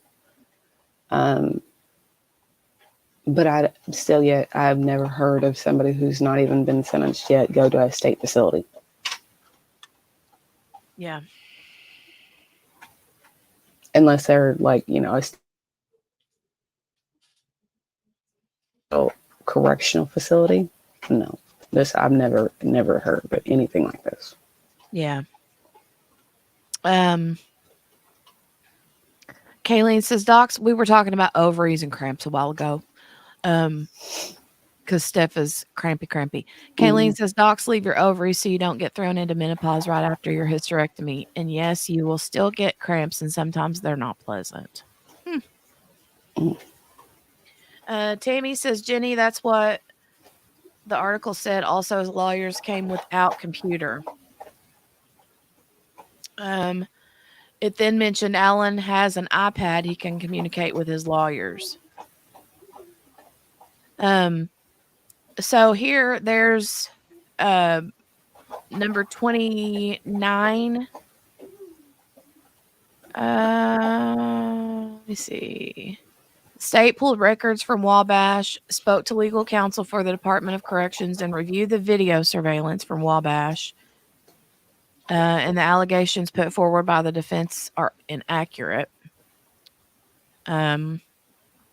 Number 30 says that the defendant has a tablet in his cell that he can communicate with his counsel at any time and has had said tablet since he's been there. That's normal though. I mean, most inmates do have tablet use, but that's not the same thing as oh shoot. That's not the same thing as being one-on-one with your counsel. No, that's not the same. I think they're trying to influence it. They're trying to interchange that. Yeah, right. Like, that he has access to his email and he has access to court documents. And yeah, but it's not the same thing. Especially, I mean, if you're sitting there with your lawyer should be able to show you things that are pertinent to your case on their computer, right? Yeah, well, yeah. Number 31 says that in addition, since the motion's been filed by the defense, the DOC has set up video conferencing so that the defendant can now meet with his counsel via video. Okay. So is this supposed to be an easy peasy way then for them to not be able to like see him in person? I mean, I get that would be beneficial and stuff in our pinch, but sounds like they're possibly maybe trying to like say, oh, well, they can see him via video whenever if they don't want to take the trip all the way up here. Morgana's got a good point too. She said, and who is monitoring this iPad? True.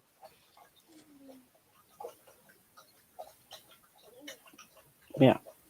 Because they tell you, I'm sure. I mean, like, pretty sure in every facility of an inmate who's got an iPad or access to these things that hey, this is all going to be susceptible to people viewing what you're viewing or listening to who you're talking to and things along that line. Though, granted, it's not supposed to happen with attorneys, but there's a lot of things that ain't supposed to happen. Well, I mean, the thing with the iPads and the inmates, those are viewed. I mean, they do have anything and everything that they do on those iPads. It goes through a system. It's all reviewed, or like kind of like phone records. It's all recorded in some form or fashion. And so, yeah, whatever you talk with to your lawyer should be privileged. Yeah. And then the same way with this video, can now meet with his counsel via video. Oh, okay. Where the video can potentially be recorded and nobody know it. Okay. Right. 32 says that the defendant has commissary in his cell where other inmates do not. That the defendant is being treated far better than any other inmate in the DOC. That the state also spoke to Sheriff Dan Mahor from Adams County, and he is not willing to accept the defendant into his facility. Because see, they did say too, there were 2 different ones they were hoping to get him into, Allen or Adams County. Yes. And so apparently Adams County is like, nope, we don't want him. He does not have sufficient space or accommodation to house the defendant. The Adams County Jail also does not have the mental health professionals available to address the defendant's mental health needs. 35 says that the state spoke to Sheriff Troy Hirschberger from Allen County, and he is willing to accept the defendant in his facility, but only at the expense of Carroll County. Well, then there you However, go. the Allen County Jail is currently overcrowded, and Sheriff Hirschberger would have to make special accommodations to house the defendant. In addition, the Allen County Jail does not have face-to-face visits. All visits are done via video, including attorney visits.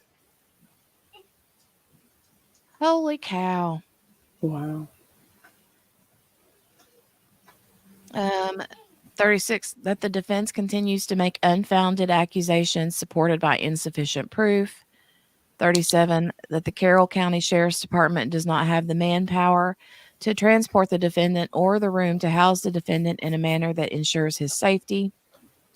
That the Carroll County Jail does not have mental health counselors to address suicidal concerns that have been ongoing. I mean, I didn't know that he had those issues or that they were, I really didn't know that he had those issues going on. Once think again, there for was the third mention. time. Huh? I think there was a mention of that in some of the previous court documents, but it's nothing that they've really like. Proven. Yeah. See, that's kind of what I'm kind of thinking too, is like, I've seen it, but I've never like heard, like, I'm thinking that his defense team has said he is not and has not been. Or maybe he was in the past and isn't now, but I feel like I remember seeing that he's not. Jolie, stop, baby.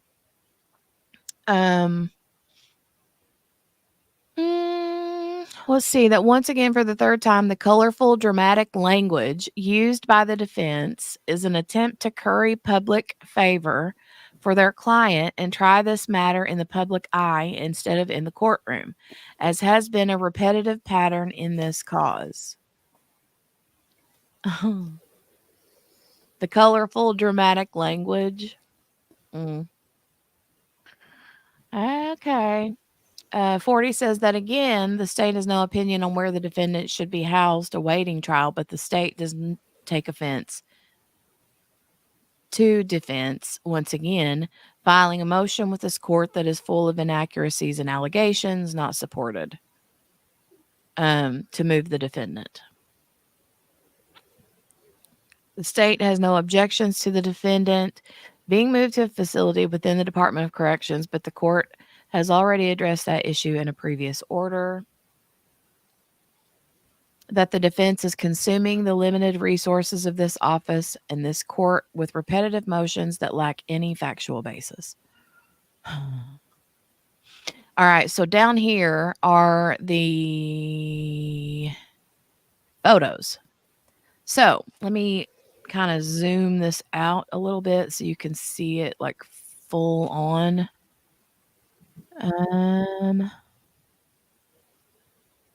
Oh, whoa, I didn't mean to do that. Other way. Other way.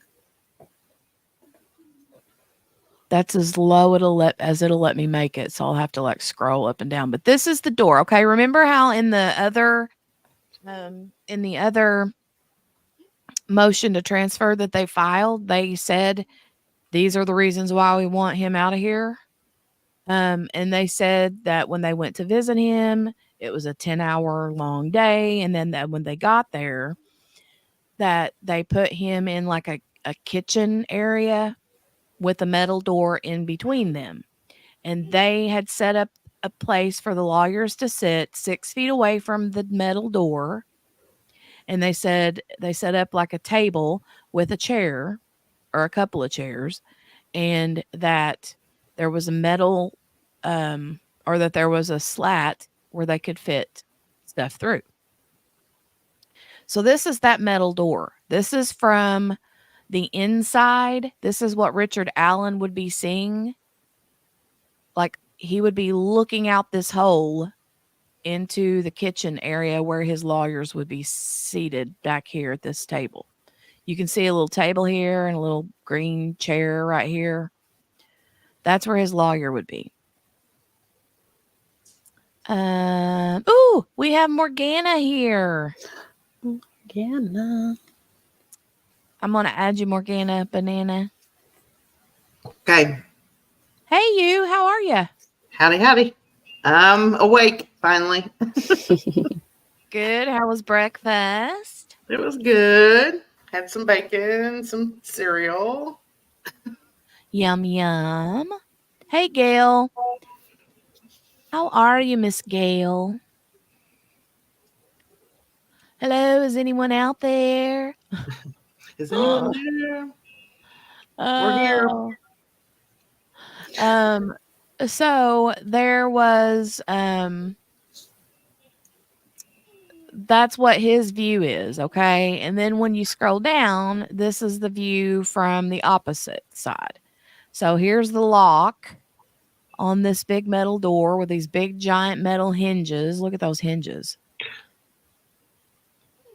Okay.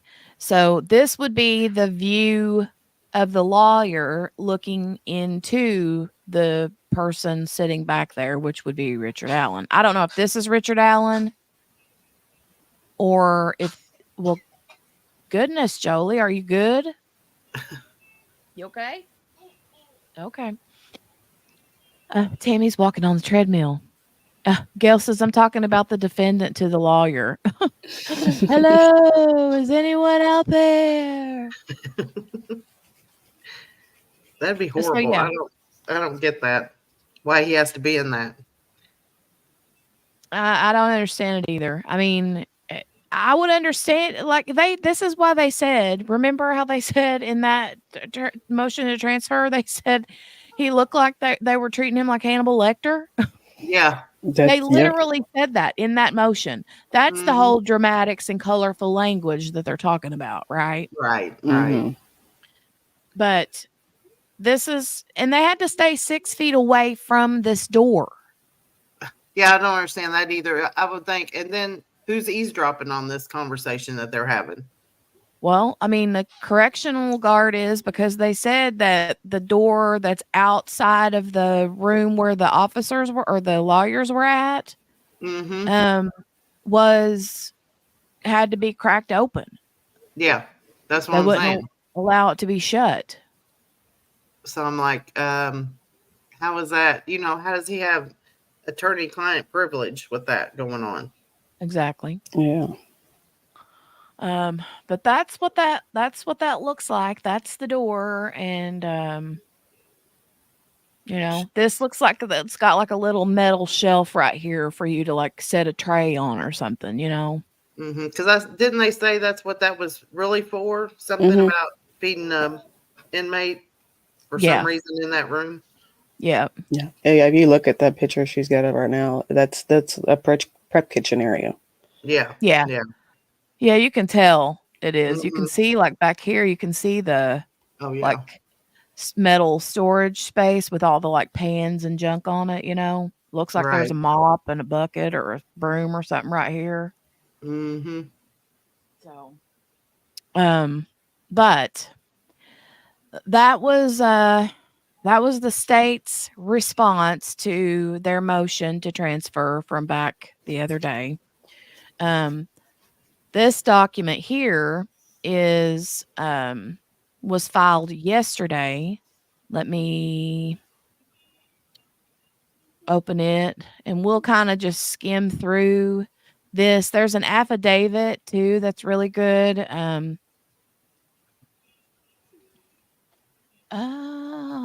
Verified motion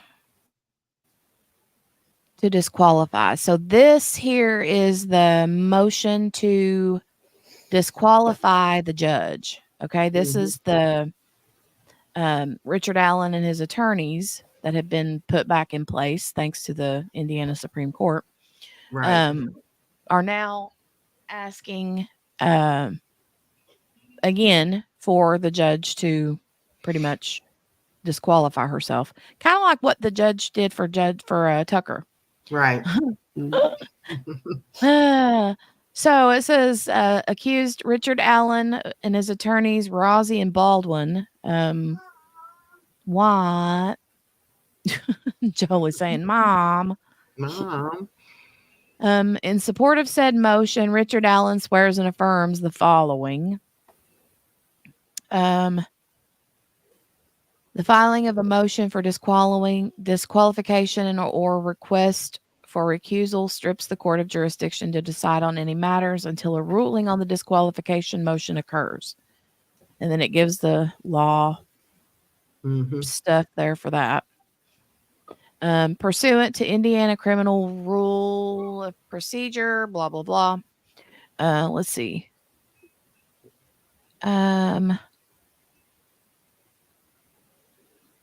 Court must grant the request if the facts recited in the affidavit support a rational inference of bias or prejudice. Put another way, the facts contained in the affidavit must show that there is reasonable basis to question the judge's impartiality towards Richard Allen and his defense team. And then here, this rule requires a judge to disqualify himself or herself when the judge's impartiality might reasonably be questioned. Such is the case in this cause of action. The rule on disqualification and the canon on recusal, I don't know what that means, both adopt a threshold of reasonableness. The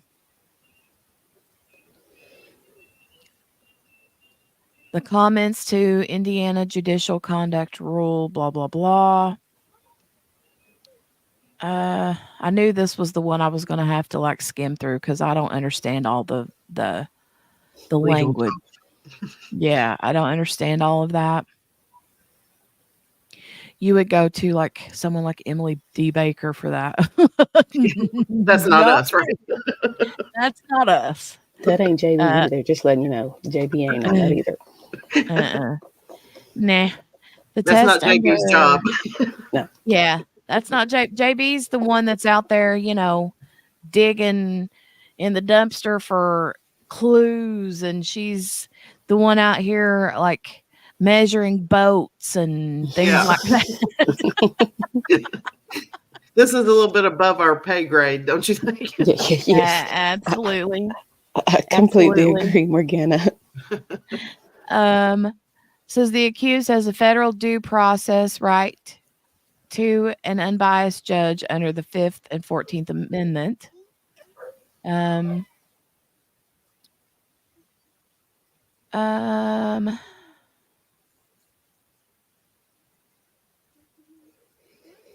Okay. Jolie, honey, can you stop jumping on the bed? Little monkey. Here it says there is no recognizable legal rationale which supports Judge Gull continuing to preside over this case. At every stage, from now until the conclusion of this case, the actions and rulings of the court will be scrutinized through the lens of Judge Gull's error in severing Richard Allen's attorney-client relationships with his chosen lawyers. I mean, that's pretty much true, I'd say. Well, yeah, I would too. I mean, I think I wouldn't want that job if I were after you get, and they did say, remember whenever they said, okay, when the Indiana Supreme Court said, yeah, he can have these lawyers back, that's who he wants. Then everybody was like, well, I hope the judge recuses herself because if not, that's going to be kind of awkward. Yeah, definitely.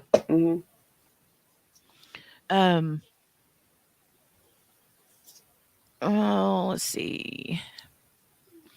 Number 9 says this court has already interfered with one of the most sacred concepts in our Constitution, the relationship between attorney and client. There can be no dispute that this has occurred. The highest court in the state of Indiana has cemented this fact. If the Indiana Supreme Court concluded that Judge Gull wrongfully denied Richard Allen of the attorneys of his choosing, wouldn't then an objective person have a reasonable belief that she, Judge Frances C. Gull, seagull, is emphasis added. I don't know what the emphasis is. Biased and prejudiced toward defendant Allen.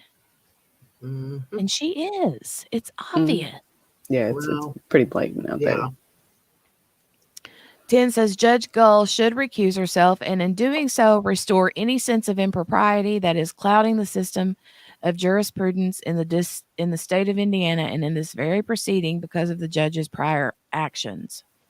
The recusal of Judge Gull would be entirely consistent with the spirit and foundation of Canon 1 and 2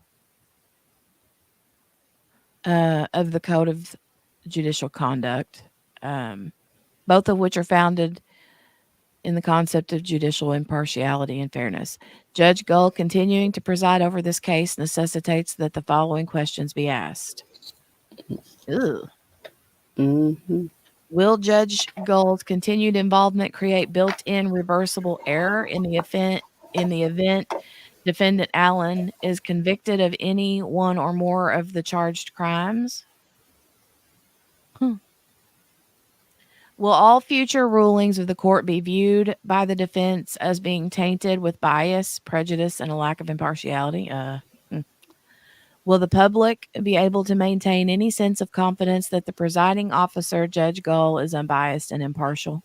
They're already looking at her with a side eye. Mm-hmm.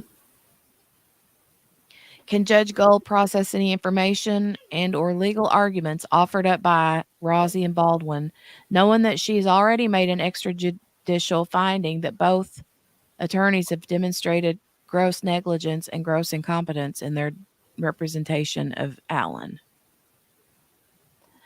Does Judge Gull have some ulterior reason or motivation driving her unwillingness to recuse herself from this case? Mm. Do the practical benefits of recusal far outweigh the inherent risks of Judge Gull remaining on the case, especially as it relates to the likelihood of protracted and expensive litigation? Yada, yada, yada. Accompanying this motion is the affidavit of Richard Allen, and that's the affidavit is I'm not even gonna lie, it's pretty big. I'm thinking it's like 22 pages or something. So Mhm. and then we have their signatures. There's Richard Allen's signature. Wonder if that's like an in-person signature or if that's a electronic signature, right? Right. Oh my gosh. Tammy's on the treadmill. Treadmill. She's killing Yeah. it. This is 2 days in a row, Tammy. How far have you walked? Look at you. Go, Tammy. Woohoo. How is everybody? We still got 15 sets of eyeballs. Everybody's quiet. They're over here lurking. They're diamond painting. They're driving. They're walking on a treadmill. They're listening. They're eating How some is nachos. everybody? Eating nachos. Eating nachos, right? I know. Elizabeth, if you're listening, if Elizabeth is listening to this right now, hi. Hi. Hi. Okay. So I'm going to X out of that. Yeah, this affidavit is 22 pages long. It's pretty lengthy. Yeah, it really is. Let's go to the Tammy says 2 miles according to treadmill.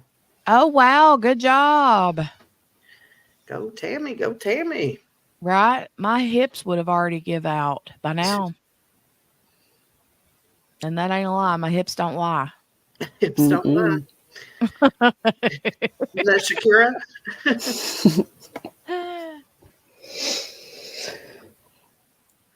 All right. This one here is the let me find it. I don't have the actual what do you call it? Thing. It's actual like photos. Oh So I yeah. have to share a window instead. Let me do that. Oopsie. Didn't mean to do that. Daggone it. Let Wrong me do one. that Wrong again. one. Let me try that again. Window. It's like Oh, JB looking through all her files and stuff, trying to find it. Lord, look. Absolutely, because of that. And did you see how nice and neat and organized everything was? Shoot, you should see my like screen on my laptop, my home screen. It's like got things everywhere. Everywhere. It looks like, yeah, there's no rhyme or reason to it at all. Hey, some people work better that way. I mean, I do. I Look. work good in chaos. So Yeah, That is what they call creative clutter. that's right. creative clutter. I like that. Mhm. Jenny, I like that. Yeah. Creative clutter. And see, some people call it like organized chaos, Mm-hmm. Mhm. you know? But either way, whatever works. I just know that whenever I'm looking for, let's just say something random, right? Say I'm looking for, okay, here we go. This is a perfect example. If I'm in the bathroom putting my makeup on, Yeah. where would your like blush be? Where would your blush be? It would be in your makeup bag, right? Yeah, I don't really wear makeup, but yeah. Okay. If you did, Yeah. when you had blush, it would be in your makeup bag. Right. Okay. I go to the bathroom and I go to put makeup on. Whenever it gets time to put my blush on, I have to Mhm. come to my bedroom. Hold on a second. To get my I have to go to my bedroom to get my blush Yeah. because I keep my blush in my bedroom because it has a little mirror.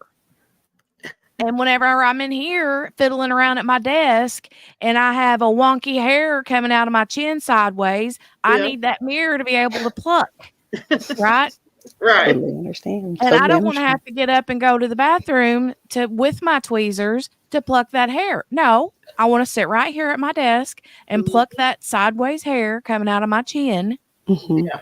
Because Lord knows. Oh, Morgana, What? or not Morgana, JB. I think, did we lose JB? I don't know. No. Oh, Oh, okay. Your audio went out for just a second. I heard you say because Lord knows, and that was Oh, it. I'm so sorry. I said, Lord knows if you move them tweezers from your desk, you're never going to find them again. Absolutely. That's the Yeah. truth. and I have like 10 nail files scattered all around the house in case I'm in a certain room and a fingernail breaks or I need to file a fingernail. So I understand. Same Mhm. thing. It's the same thing. But that's my organized chaos. Yeah. And it's not just the blush, it's all kinds of stuff. Like if you Look, want Q-tips, you're not going to find Q-tips in the bathroom where they should be. You're going to find Q-tips in here in my office closet, my clawfice, Your cloth where is I work because I use them when I make cover minders. right. aw. But at That's least you where know where they're at. yeah, if you need to clean your ears, just go to my office. My ear cleaning office. Yes. That's where the Q-tips will be. Look, Step into you the doctor's just office. you just seen the computer aspect. Okay, the life aspect is so much more chaotic. Oh yeah, I can imagine. I can imagine. The computer is the one thing I can control all of. Yeah. You have control over that. I Yeah, do. but when you have other people that live in your household, you can't always control what they do and where they put things. Exactly. Exactly. Oh, that's my problem. Ugh. Okay. So, I'm going to try this again and see if I can share this window screen here without. Okay, it didn't open it up. Daggone it. Where are you? This is what I want. Hi, baby. Present again. Let's try it again. Okay, here we go. Share. All right.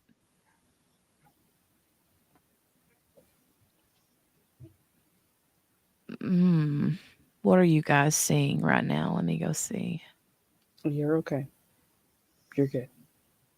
Okay, I want to share this though. Hold on, not that.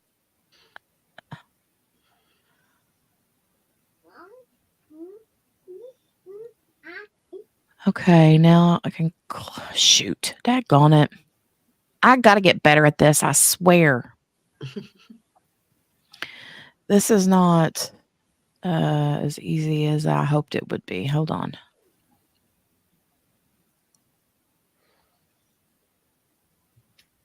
Okay, now I'm going to move you out of the way.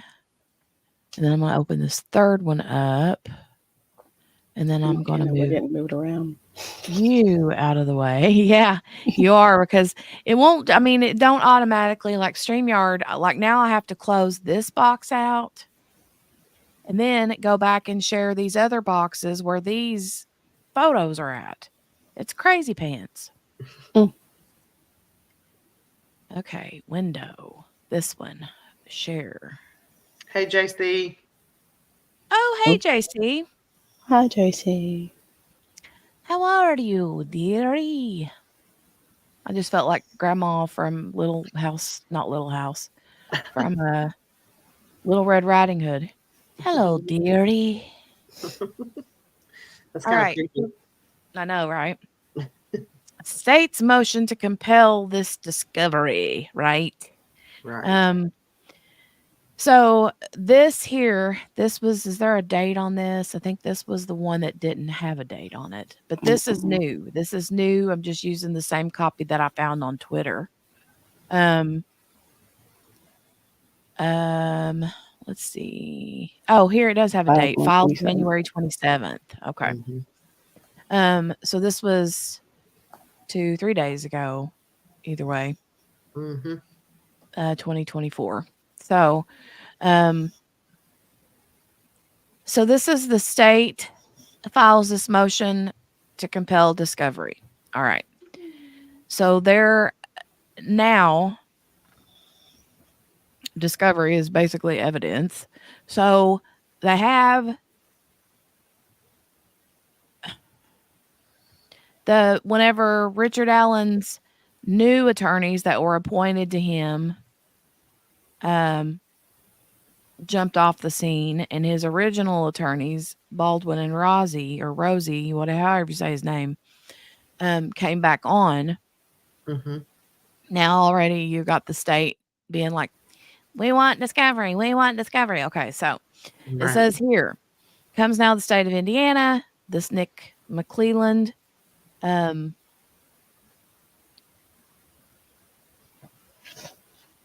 what's it say? Respectfully request the court or order the defendant to comply with the Indiana Supreme Court rules, blah, blah, blah, blah, blah, previously Carroll County local court rules, that charges were filed against the defendant on the 28th of October, 2022.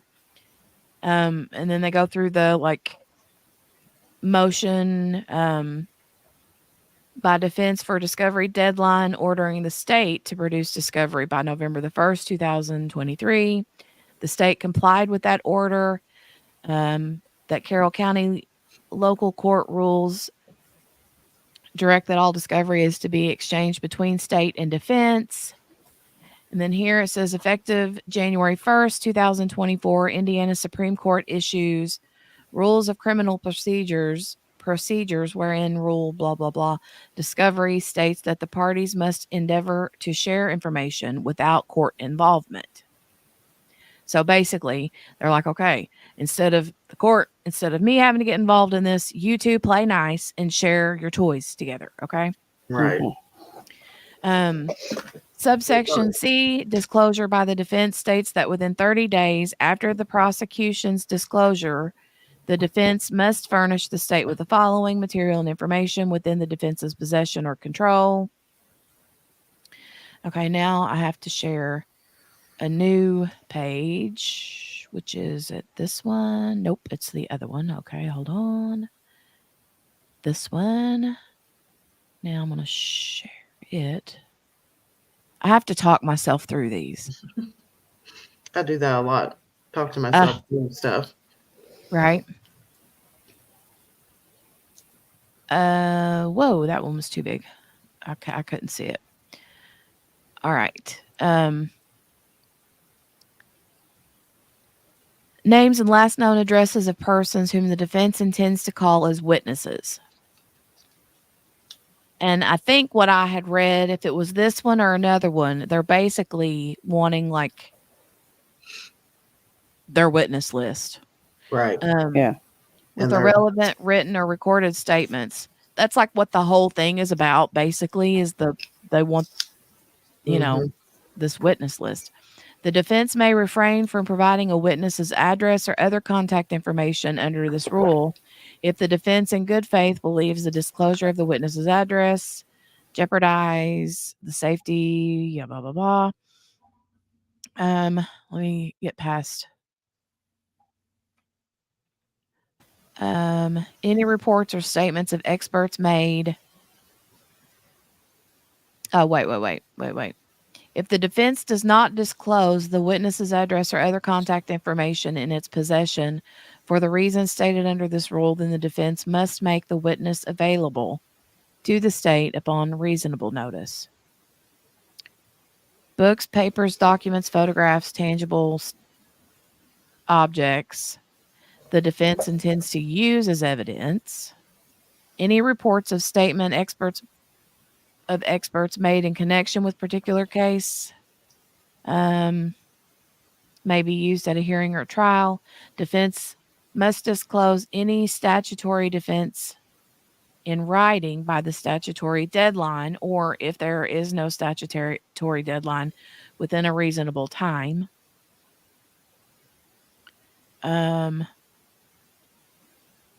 That to date, the defense has neither turned over any discovery nor have they provided the state with a list of expert witnesses that they intend to call at trial or at any other pre-trial hearing. Despite requests by the state for defense to disclose any exhibits they intend to use in depots, defense has failed to provide the state with those exhibits prior to the commencement.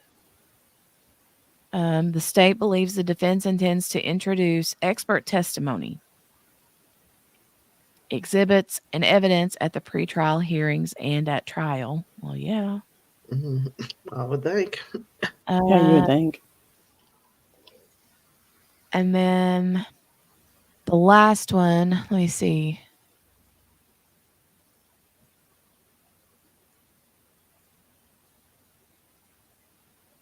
Hold on a second.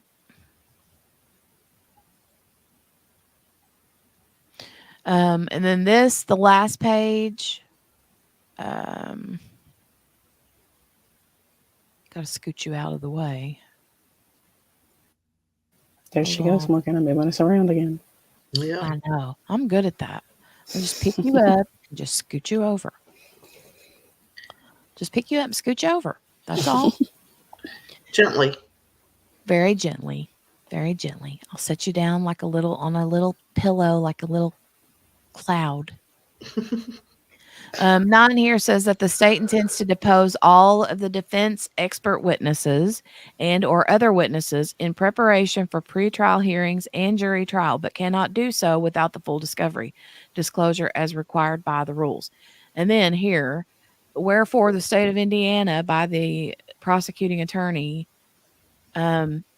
requests an order to compel discovery by the defense within a reasonable time not to exceed 30 days and for all other just and proper relief.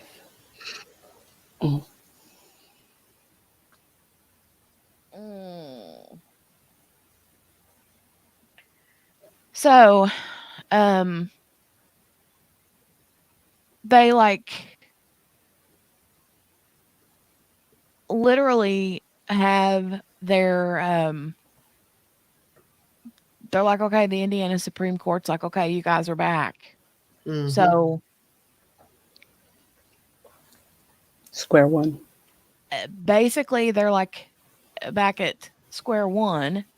And do they have to like reintroduce all this stuff? Because I don't believe for a minute that they don't have anything, right? It made it sound like they didn't have anything. Well, I don't know if they. I don't see how they couldn't have anything after all these years. You would think, but You would think, especially with all the documents I've seen. have they turned it over though? That's the question. Well, and I'm just kind of wondering if it's not like a matter of, oh, well, we were going to be given this stuff from these other lawyers, and then now you have to like transfer all this stuff back from this set of lawyers to this set of lawyers. Maybe it's because it is a legality, a part of it is they got to have the paper trail. Right, because they have like the whole, like, what is it? They call it chain of custody stuff. I don't know how all that works, but they've got now, since the whole thing with that leak from the one guy walking in there and taking pictures, supposedly they say they've got everything under lock and key, hardcore. Well, they better. Yeah, I know, right? Let's see. There was this contempt, and so the last thing that we're gonna talk about is this contempt. So after everything was said and done, it looks like the last document that was filed yesterday is this the state files this verified information, basically a contempt of court. Right. Indirect contempt. I mean, violation, it says. But I'm going to put this up real quick, and then we'll look at that. We'll skim through. And as far as the affidavit, I think we're going to have to do that on a different. Unless you guys want to go through it. That's an awfully long one. I know, it's 22 pages. That's one of the biggest documents in this case. Is his affidavit.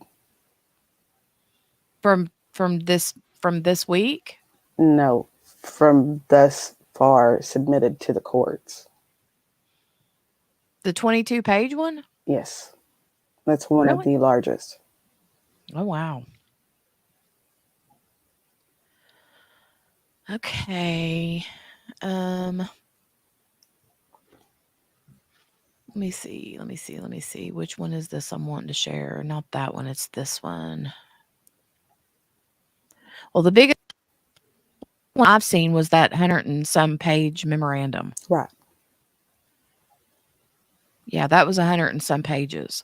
And then this affidavit of his is 22 pages, but still, that's a big one.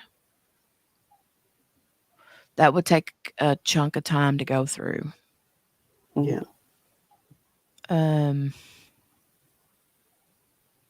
But it even talks in there. I've kind of skimmed through it. I haven't read it all yet. I did skim through a lot of it, but there was even a part in there where it talked about how the judge has and this was something that I heard brought up on some other channels, and some other things on some other posts on Twitter, was that the judge has withheld the lawyers from being paid. Oh, wow. Man. Yeah. And that was mentioned inside here. So in the affidavit, not this contempt file. Right. So, JC says, "Hey, Sugas, I'm doing good. I'm glad you're doing good. I know that was a while ago whenever you popped in. Thank you, Dawn. I appreciate that too, you guys. Thank you.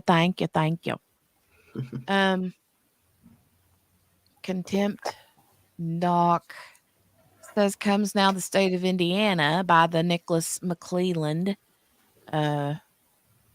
And you know what's really sad? I hate saying his name because he kind of grosses me out, but he's a very good looking man. Is he? I haven't Yes, seen it. he is. But anyway, um, says bring to the court's attention as an officer of the court verified information of contemptuous conduct by defense counsels Brad Rosie and Andrew Baldwin. The state would ask the court to order Brad Rosie. Is it Rosie or Rosie? Rosie. Okay, and Andrew Baldwin to appear before this court and show cause if there be any reason why they should not be held in indirect contempt for violation of this court's orders. The state would ask the court to consider the following information. And it's going to go through here and it's going to list all these things that's talks about the gag order. Because at the beginning of this case, they wanted to make a gag order, kind of like what they've done with Idaho 4. Mm-hmm. Mm-hmm. But then the defense was like, nah, we'll behave, we'll not do anything we shouldn't do, right? And so then the judge is like, okay, they denied the motion for the gag order, but then They turn around. And come out with this big press release. Mm-hmm. So, yeah. Oops. Well, I mean, there was no gag order when they made the press release. You could technically talk about just about anything when you're a public representative of your client. Right, I know. So unless there is a gag order or a motion to seal or whatever it may be, then you got by all means rights to put out there what you want to put out there. That Well, seems like it's the court's fault for not doing that. Even though they said they weren't going to do anything, you should assume. Right. Well, and I think that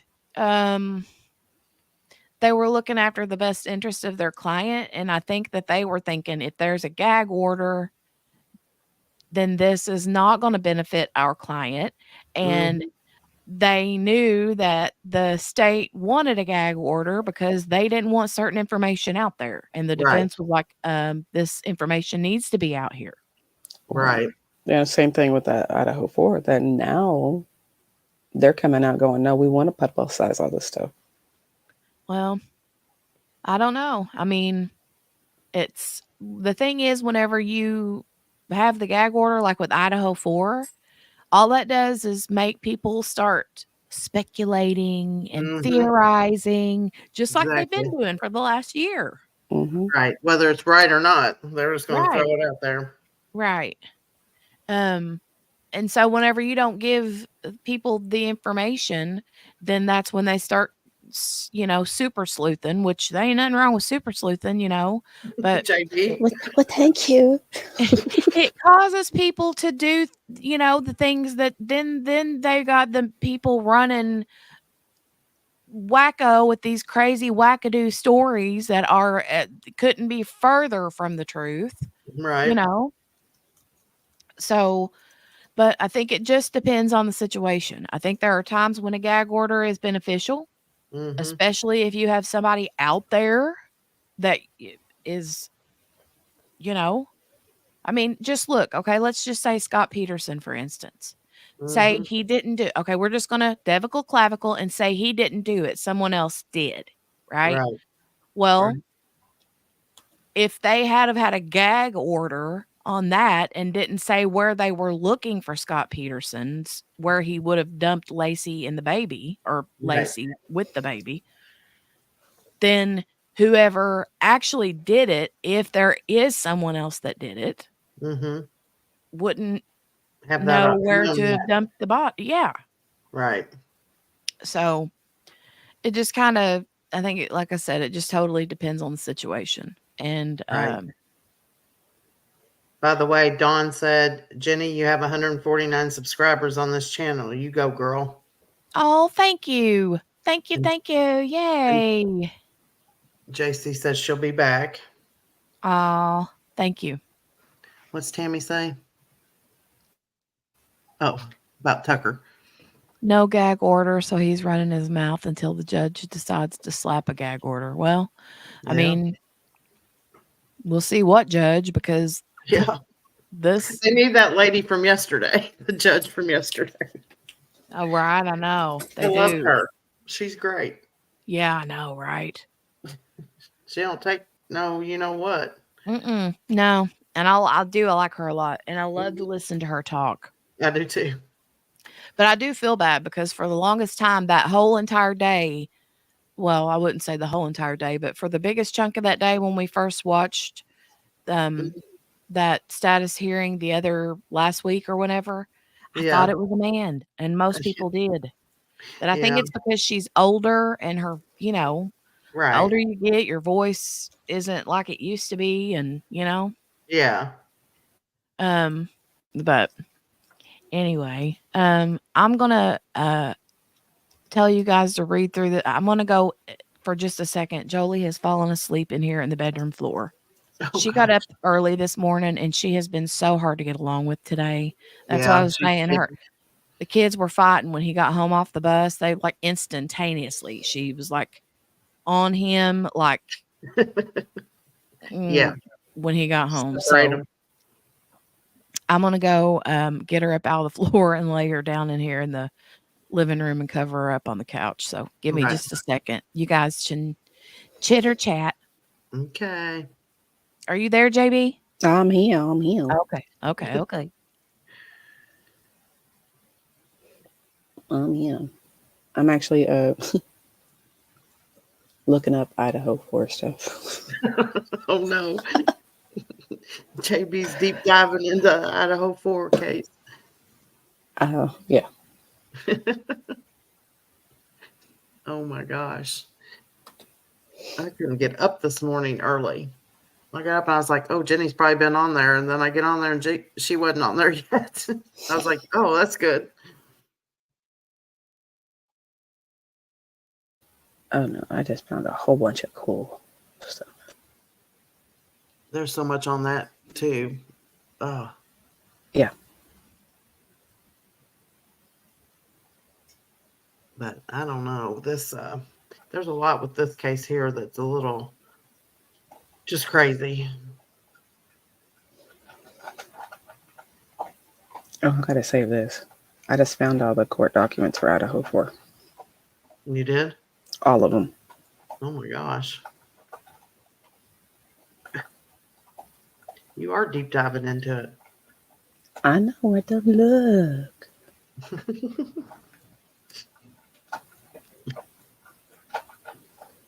Oh my goodness. Oh, and I found Chad Daybell. You what? And I found Chad Daybell's. Oh my gosh. Okay, I got to save this. So Tammy, are you done on the treadmill or are you still going?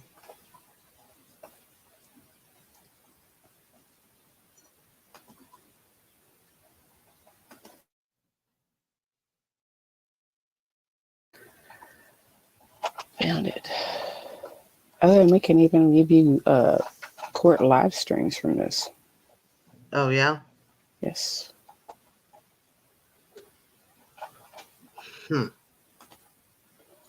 That would be something to pass along to Jenny.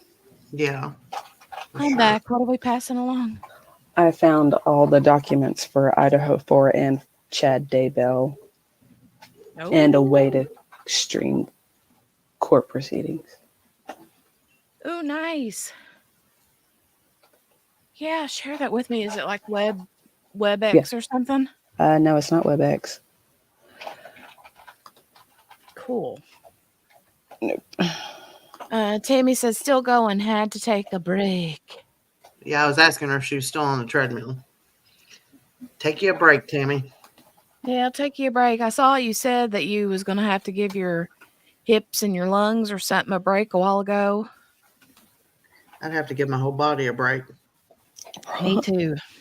Me too. All right. So this contempt document here says, let's see. Okay, we were talking about the gag order stuff. Number 2 here says that a hearing was held on November 22nd, 2022 to resolve preliminary matters.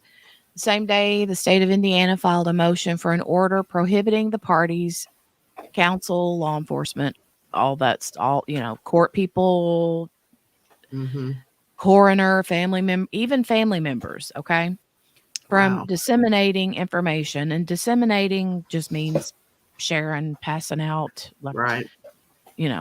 Or releasing any extrajudicial statements by means of public communications, commonly referred to as a gag order. So,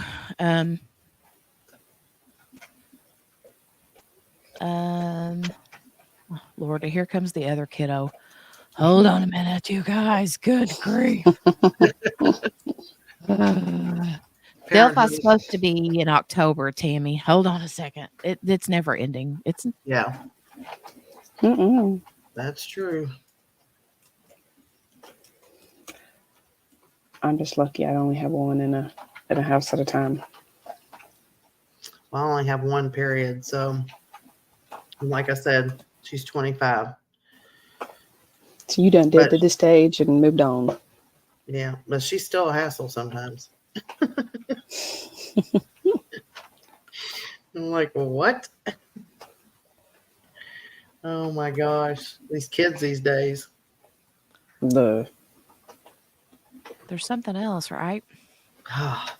Telling you, it doesn't get any better really either, Jenny. So well, thank you for that. I appreciate that. They just get bigger. That's it. They get bigger and the problems get bigger. Yeah. Okay. So number 3 says the court took the state's motion under advisement, but an in-chambers conference, here we go. Defense counsel Brad Rossi and Andrew Baldwin refused to agree to the state's motion, stating that such an order, the gag order, was unnecessary because they had no intentions of discussing this case in public. Mm-hmm. Number 4 says that on December the 1st of 2022. So what? Like a couple weeks later, if even? Yeah. Defense put out a press release that included extrajudicial statements by means of public communication that commented on the case to the public and to the media, including commenting on the investigation by law enforcement, the evidence discovered against the defendant, and presenting evidence that they believe. Okay? Yes, I'm just making noises back over here. Presenting evidence that they believe proves the defendant's innocence. The information released would have been in direct violation of the gag order that the defense would not agree to, and which the defense stated was unnecessary because they were not going to discuss the case in the public or the media. Mm-hmm. So, and number 5 says that the press release contained multiple comments of the kind presumed to have a substantial likelihood of materially prejudicing, and these are 2 hard words. An adjudicative proceeding in this matter. Yeah. That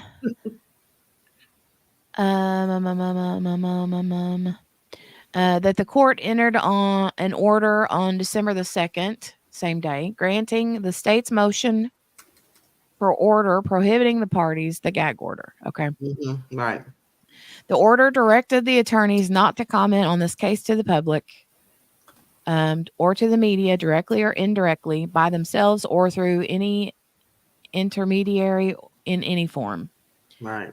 And the court reminded counsel at that time that they were bound by the rules of professional conduct about trial publicity.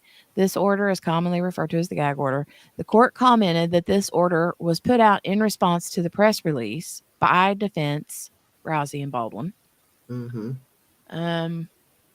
Sometime in December of 22, defense counsel Baldwin violated the court's gag order by sending an email. So now this was after the original press release, right? Right. That later on in December, Baldwin violated the court's gag order by sending an email to Brandon Woodhouse containing an outline of discovery, including the names of juvenile witnesses. Brandon Woodhouse is not an attorney on this case and is not involved in this case in any capacity. Who is he then? I wonder. I don't know that I've heard this name, but I think that He has a YouTube channel. It says yeah, down further. that's what I was gonna say. Whenever I read further, I wanted to say media, but then I think I had read something about the YouTube channel later on. Mm-hmm. He's a YouTuber. But it says Brandon Woodhouse is not an attorney on this case and is not involved in any way. Defense counsels Brad Rossi and Andrew Baldwin failed to notify the court or the state of the dissemination of information in this case to an unauthorized recipient and intentionally withheld that information from the court and the state by asking Brandon Woodhouse to delete the email. That this leak of information was not discovered until the state uncovered it on Brandon Woodhouse's YouTube channel in March 2023. Further, it was discovered that Brandon Woodhouse had disseminated the information to several other people, and his YouTube channel was viewed by multiple viewers. This dissemination of material from the case is a violation of the gag order that directly relates back to the defense counsel. Okay. That on February 13th, state filed a motion requesting a protective order governing discovery in an effort to prevent the defense from disseminating evidence in this case to people outside the case and or to the public. On the 17th of February, the court granted the state's motion and put in place a protective order setting forth very restrictive rules to prevent dissemination of the discovery in this case. And then in October, state was made aware by families of the victims that crime scene photos were leaked to the public. So this is when the whole thing happened, right? Yes. Indiana State Police began an investigation into how these photos were leaked. It became immediately obvious that the leaked photos came from the defense. On September 18th, the defense filed a Franks motion with a memorandum in support. And the memorandum is that big, massive 100 and some page thing, which if you guys don't have that, I need to get you a copy of it, or I need to see if I can still find it. Yeah, I don't have it. I just sent you some stuff. Okay. Thank you. The memorandum described the crime scene in gory graphic detail. And that's when they don't say here, but that memorandum is where they go into the whole Odinism thing. Now, and I did hear about that. I don't know that I read it or if I just saw it on, video or a YouTube channel or something. Yeah. And then it talks about how the girls' bodies were staged when they were found. Talks about the correctional officers in the prison where Richard Allen was being held. Talks about how he was forced to say he did it because the Odinist people in the correctional facility told him if he didn't, they were going to kill his wife and daughter. All these things, right? And then it even goes as far as to show Facebook photos of the correction officers who said, yeah, we are Odins and this is whatever. As part of the memorandum, the defense attached exhibits that were provided in hard copies to the state and the court. Some of the exhibits were side-by-side photos that the defense created and photos of the crime scene that the defense had altered. These photos were the photos that were leaked to the public. A lot of those photos I wasn't able to see Mm-hmm. Like, I think that they had, once that memorandum leaked, I think that, like, Google or whoever went through and swept whatever photos they could. Right. But, you know, places like Reddit and stuff like that, you can find just about anything. But Yeah. the investigators were led to a podcaster who said he got the pictures from an individual that he knew. The investigation led officers to determine the podcaster got the photos from a man that he knew who got them from Robert Fortson. Robert Fortson received the photos from Mitch Westerman, who's tied to the defense. So the Mitch Westerman dude is the one who stopped by the office, went in the conference room, took pictures, and then gave them to the other dude. Right. Right. And then 14 goes on to talks about on October the 10th. Baldwin stated on a conference call with all parties that a trusted confidant by the name of Mitch Westerman stopped by his office to visit, snuck into the conference room where all the discovery in this case was being held, unsecured, and took photos of crime scene pictures. Baldwin stated that this occurred without his permission and that the pictures were stolen. Ironically, this was hours after investigators spoke to Fortson and determined that Mitch Westerman leaked the photos and he was the connection to the defense. 15 says the investigation by the ISP revealed that Mitch Westerman previously worked for Baldwin and was a person Baldwin trusted. ISP interviewed them. Defense counsel Baldwin admitted that he voluntarily gave Westerman a copy of the Frank's memorandum to review.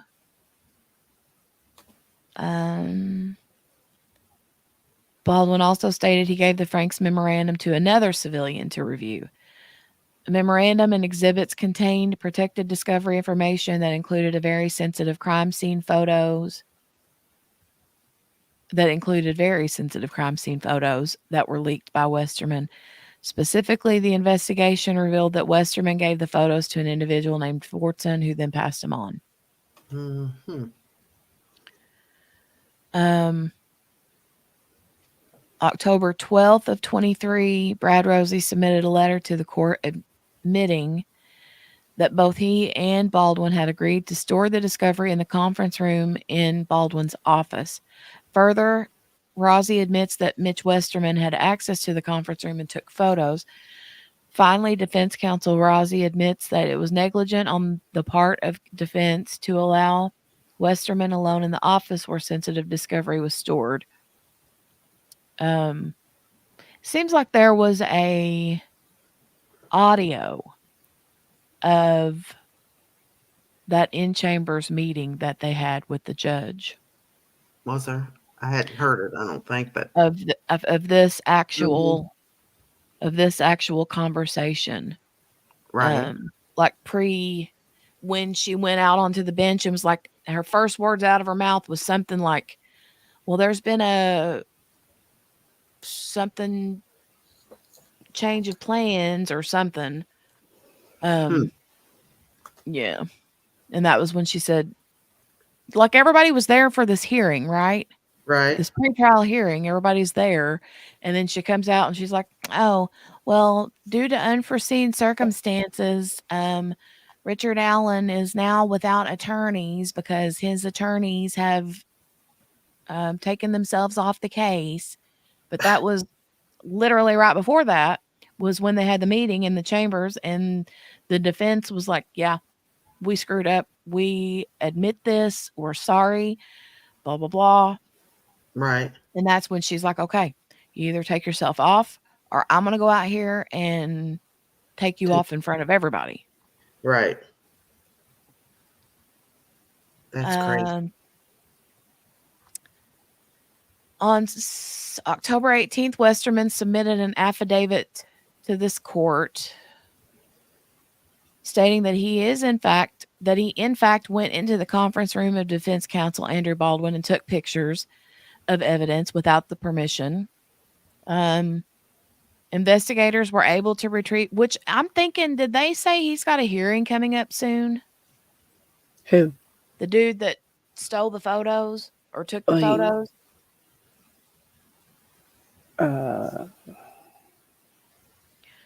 He was charged with stuff. Yes, he was. And I feel like they said that there was a hearing for him coming up soon. Or maybe it already happened. I don't know. Did I hear you this morning say something about somebody committed suicide? Who was that? The dude that this Westerman guy, or wait, was it the Westerman guy or was it the other guy? No, interview Robert Fortson, but he took his, okay. So it was the Fortson dude that Oh, killed okay. himself. That Westerman Westerman, gave. yeah, Westerman gave the photos to Fortson. Fortson's the one that sent them on to everybody else. Right. And then Okay. he turned around and took his life. Oh my gosh.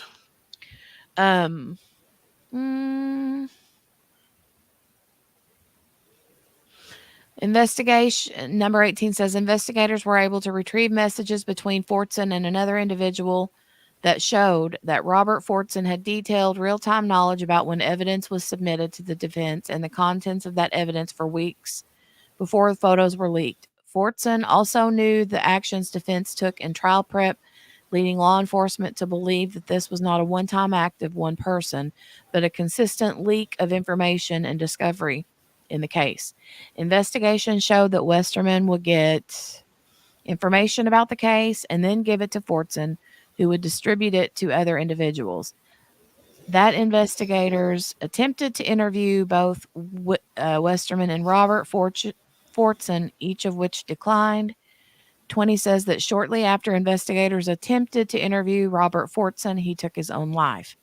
An investigation into that death led law enforcement to find out that shortly before his death, he had expressed concerns about the open investigation concerning the discovery leak in this case and stated to someone, which was supposedly his wife, that if he just came clean, all this would go away. 21 says that a search warrant on the iCloud account of Mitch Westerman revealed screenshot photographs of conversation between Westerman and Baldwin, wherein they candidly discuss the Richard Allen case and candidly talk about the court and the state, displaying a free flow of information that's protected by the court's gag order.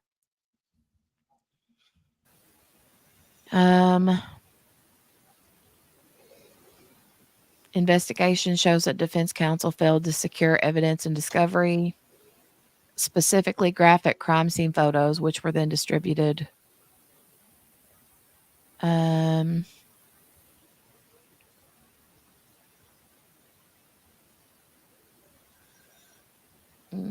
State was notified in the beginning of the leak by defense by the families of the victims.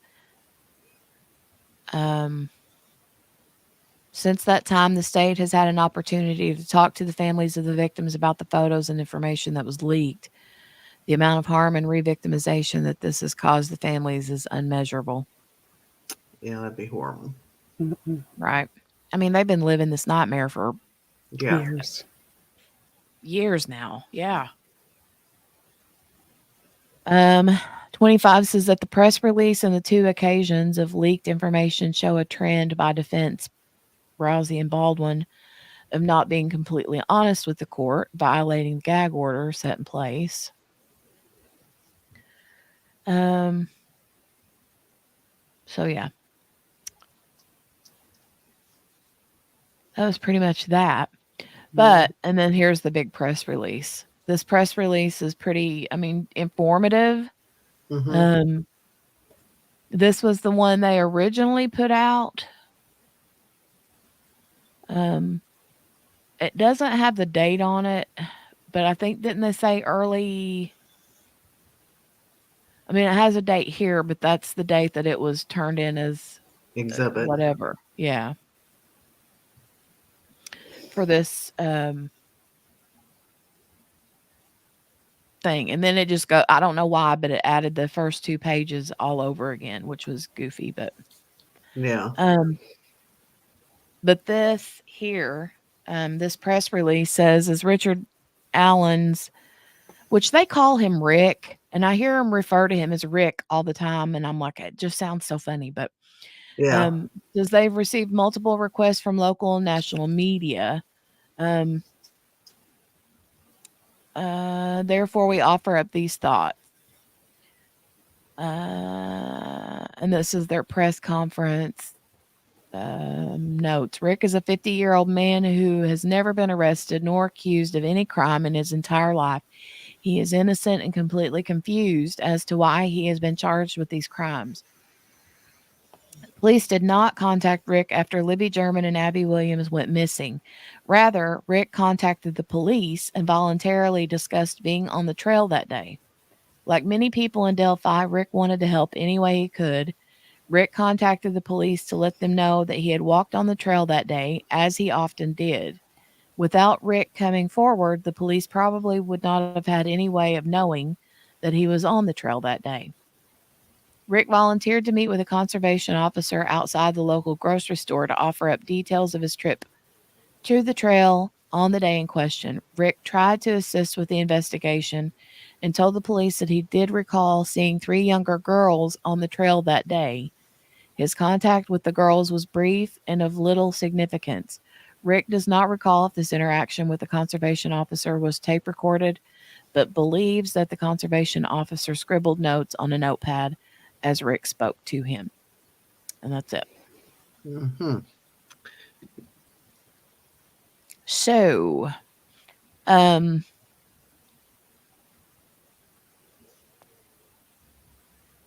Yeah. Mhm.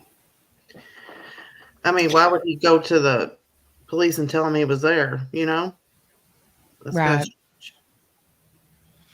I don't know. I don't I don't know a lot of the information from the beginning of the case, like the ins and outs of the like the original story of Bridge Guy, and like I remember seeing that picture of him in the like whoever Bridge Guy actually is, whether it's Richard pictures. Allen or not. But Like the video, I think to me is very hard to distinguish anything about that person.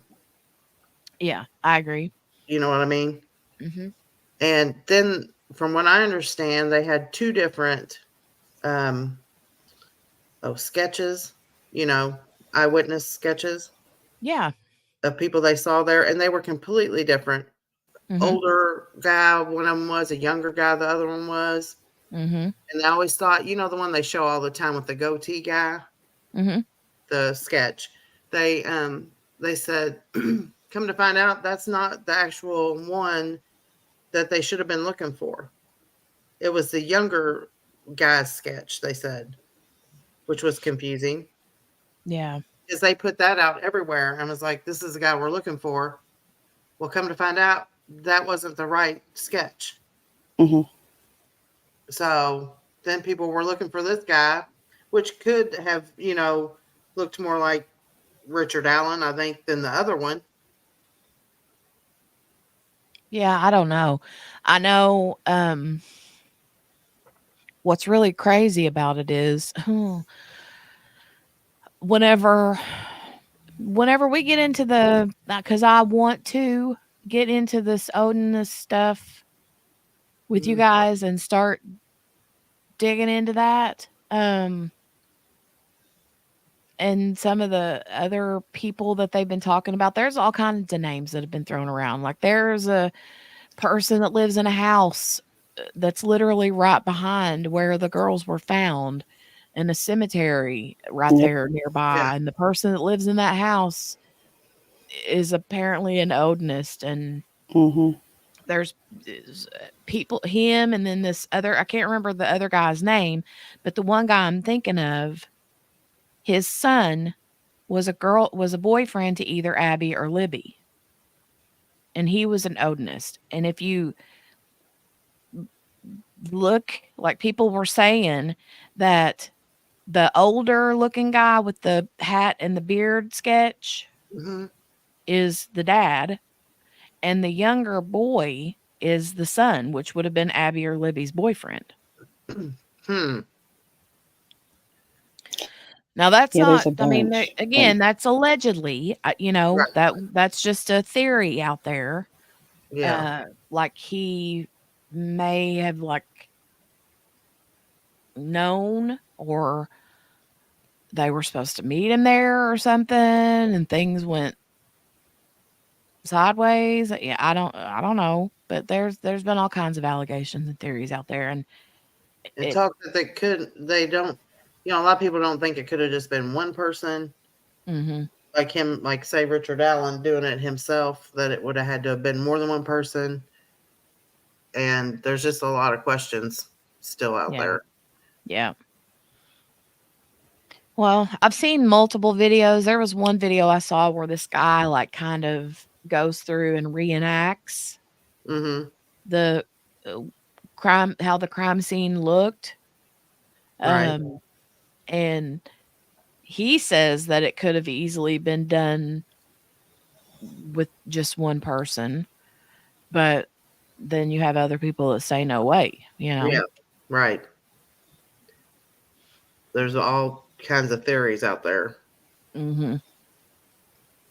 but it's crazy.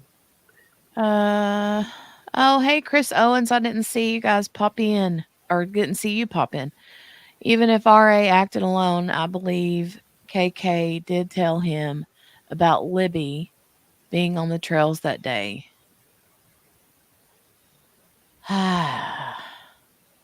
um Is KK the one that was like actually in jail for a while? Was he the one that was supposedly the person that like catfished one of the girls or something? I don't know about that. I don't think I've heard that one. There is one of the names that have been dropped that Something turned out to be Klein. was a catfish. They were using a name that was associated with the girls, but it wasn't that fella. You know what I mean? Mm-hmm. Yeah. I don't know enough about that, but I know that it's something Klein. I can't remember what his first name was. Yeah, I don't know. I don't remember hearing that. Oh yeah, Klein's a yeah. Um, Keegan Klein. That's what it Keegan was. Klein. That's it. That's it. Tammy says, "Do you think that Snapchat video was taken before they were taken and the voice was afterwards? Like all the girls really only got the voice, no man picture. Like this isn't his voice." I don't know. They got a video of a guy and Mhm. they haven't shared the entire video. According to the cops, they've only shared a brief portion of the video. So, the cops are assuming that the voice, I mean, from what I gather, I feel like the cops think that the voice is the same person that was shown on the video the girls took, Yeah, I think because they Mhm. shared the video and they shared the voice. right. Um, KK was in jail. He catfished using Anthony shots. Oh, greetings from the UK. Hi. Hi. Hope they have a hearing all sides have done wrong. Um, Video was 42 seconds long. It's at the end of the video. He says down the hill. Yeah. Yep.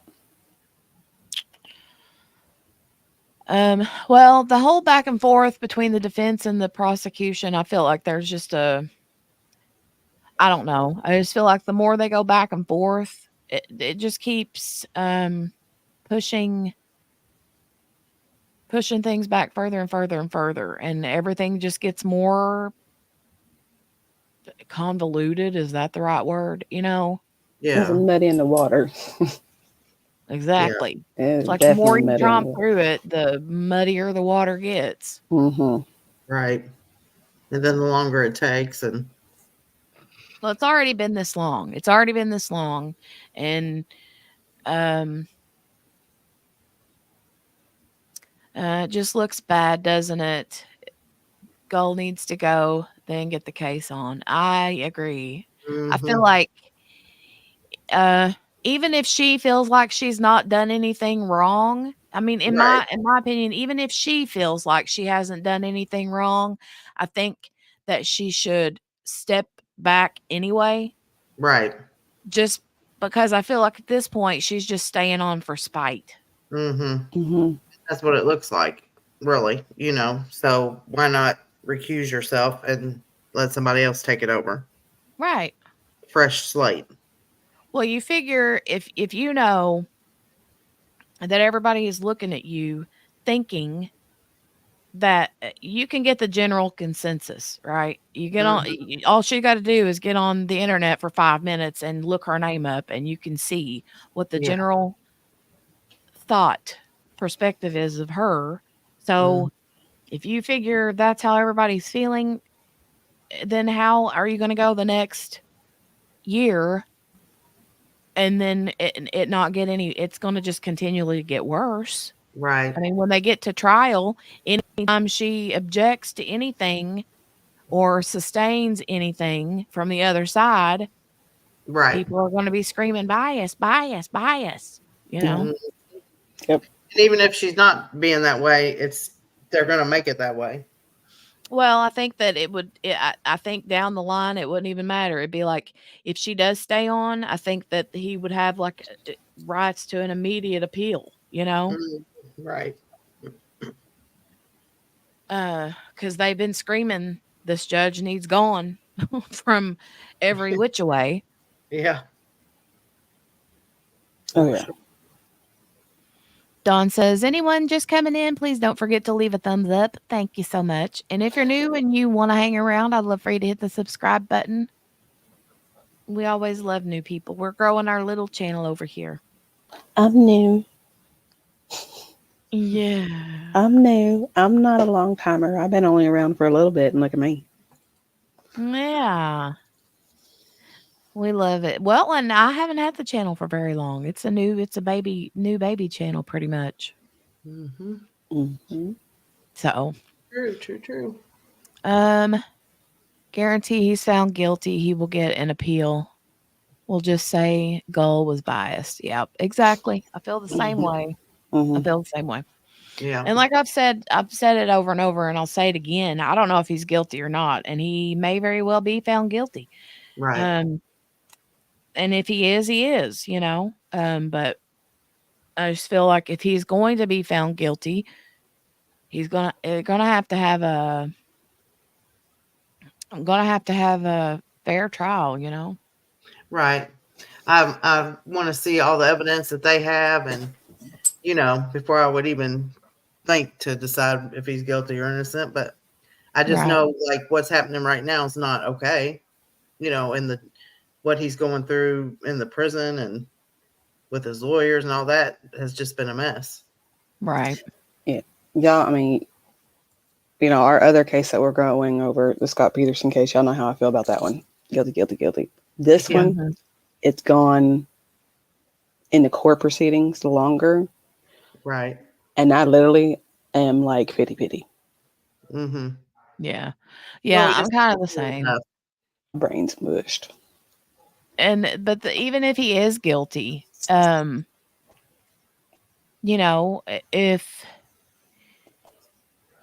if he's guilty, I still feel like he shouldn't be in a prison like this being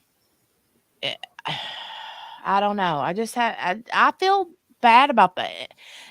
Not that I want to have any sort of like guilt or oh, poor guy, if he is guilty. If he's guilty, Right. he needs way worse than what he's getting. You know what I mean? If he truly did do it. Right. But until we find out that he did it, exactly. You're he presumed needs to be presumed innocent. Yeah. Yeah. Until he's been found guilty in a court of law, and that hasn't happened. So that's what he should be getting right now. Yep. Yeah. Presumption of innocence. Well, people keep saying, oh, well, look at Brian Koberger.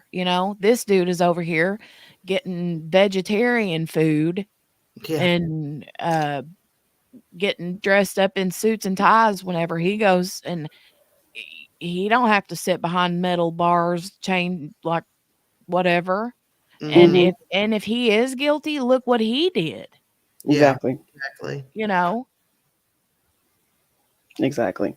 those Look kids what weren't he's much. I done. mean, those kids weren't much older than Libby and Abby. I mean, they were babies. Don't get me wrong, but these college kids, they're babies too in my eyes. Yeah. Yeah. Yeah. But No matter whoever did it deserves to rot, mhm, you Right. know, in either of those cases. But mhm, until it's been through a court and the evidence is laid out there and the jury's made their decision, I think they all deserve to be, you know, treated like they were innocent. mhm, Treated fairly, at least. Yes, fairly for sure. yeah, And like, why is he? I mean, I like you've said before, Jenny. Why is he in a prison? yeah, I mean, and that's what everybody's saying. Why is he not in like a county jail like anybody else would be mhm. Right. until court? I know. So, Hey Lee, welcome back. You get your some food in your Lee. belly. Ali. Get some food in your belly. Tammy says, to be honest, I really don't know. All we have is a video. And that video on the bridge is not, you know, it's not the best. I mean, it's as not. far as Mm-mm. facial or yeah, you might be able to get like body shape, that kind of thing, but he also had a big jacket on. You know, it's hard to And tell. a half. So I don't know. Peter says should be in a local jail with good access to family and lawyers. Yeah, Mm-hmm. I Well, agree. you think about it. I mean, any other, I just and those documents they were talking about, even the Allen County, wasn't it that said something like they only did face to face or not face to they don't do face to face, only video or And Mm-hmm. that may have been since the Rona. Yeah. You know, that changed a lot of things, I think. mm-hmm. Lee said, "Yeah, I was hunger grumpy." LOL. I hate when I get hunger grumpy. That's when you get like hangry and Yeah, you need food right now. we understand that, Lee. Oh yeah. When I get like that, I go straight to the refrigerator and get like a piece of cheese or a Yeah. piece of chicken or turkey or a spoon. Does anybody else do the whole spoonful of peanut butter bit? Yes. I That's have me. before, yes. I'm one of those. I'll just go get a spoonful of peanut butter and I'm good. Yep. Yep. Tammy said, I believe someone don't want the truth to come out. He was fine until he brought out that defense of Odinism. Yeah.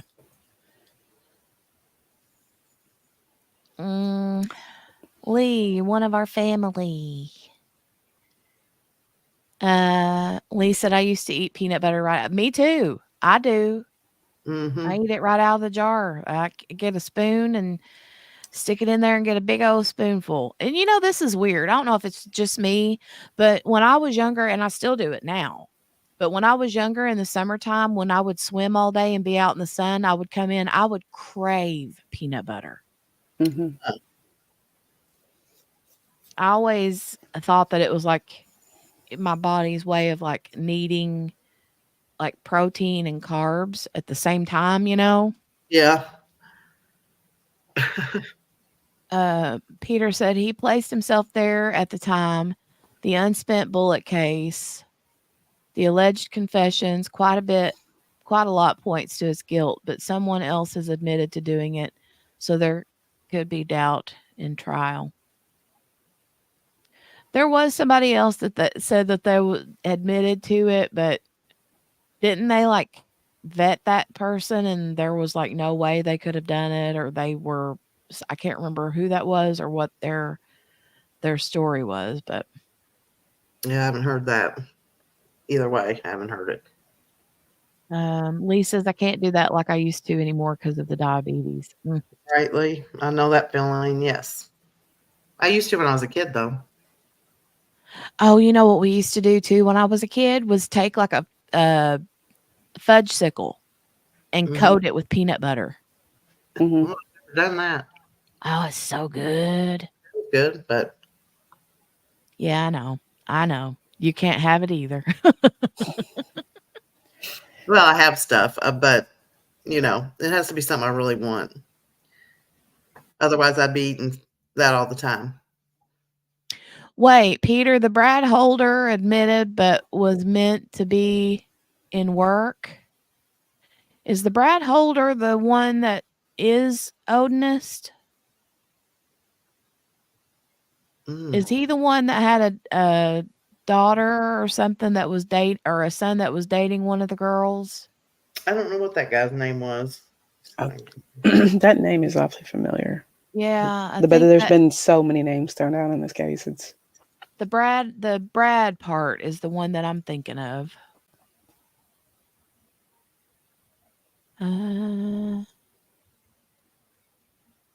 Yeah, that's the one I'm thinking of. Yep.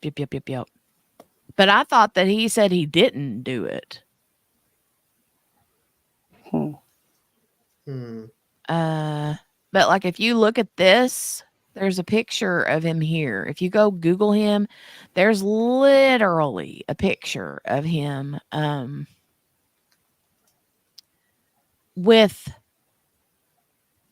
a hat on that Mm-hmm. looks just like the hat that the old man sketch is. Right. Yep. And looks a lot like that. Mm-hmm. Like it could be.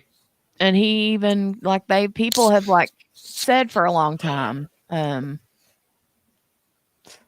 about him resembling the same body type and stuff like that. So Mm-hmm. Yeah, that's crazy. I might have seen those pictures before, but it's been a while if I did. But yeah, he does. That's kind of eerie. he was the one with the son that dated one of the girls. Yes. Sorry, Brad Holder's son was dating Abby. His friend Elvis admitted it. Okay. Yeah. No, I did So I hear. remember hearing the Elvis guy. I remember him saying to his sister the things that he did, and she passed a lie detector test. Okay, wow, I didn't know that, but yeah. See, there's a lot of those kinds of things that Mm, has been speculated and said, and um, it's a big um, uh, a big theory in the Odinist narrative, so to speak, right. Hmm. and I have no idea, I Mm. mean, It brings speculation into it, though, doesn't it? mm-hmm, For sure. Yep. yep, That's why I'm anxious to see this when it goes to trial and see what comes out. Different things. yeah. It's going to get crazy. I have a feeling. Uh, Hmm. it's in the witness list that she took a polygraph, says Peter. Tammy says, so Peter, why isn't he in jail then? I wonder. He supposedly, yeah, and that's what I never understood was if I never heard that he admitted to it. I heard that he said he couldn't have done it because he had an alibi from work that at the time that he was would have done that, he shows being at work.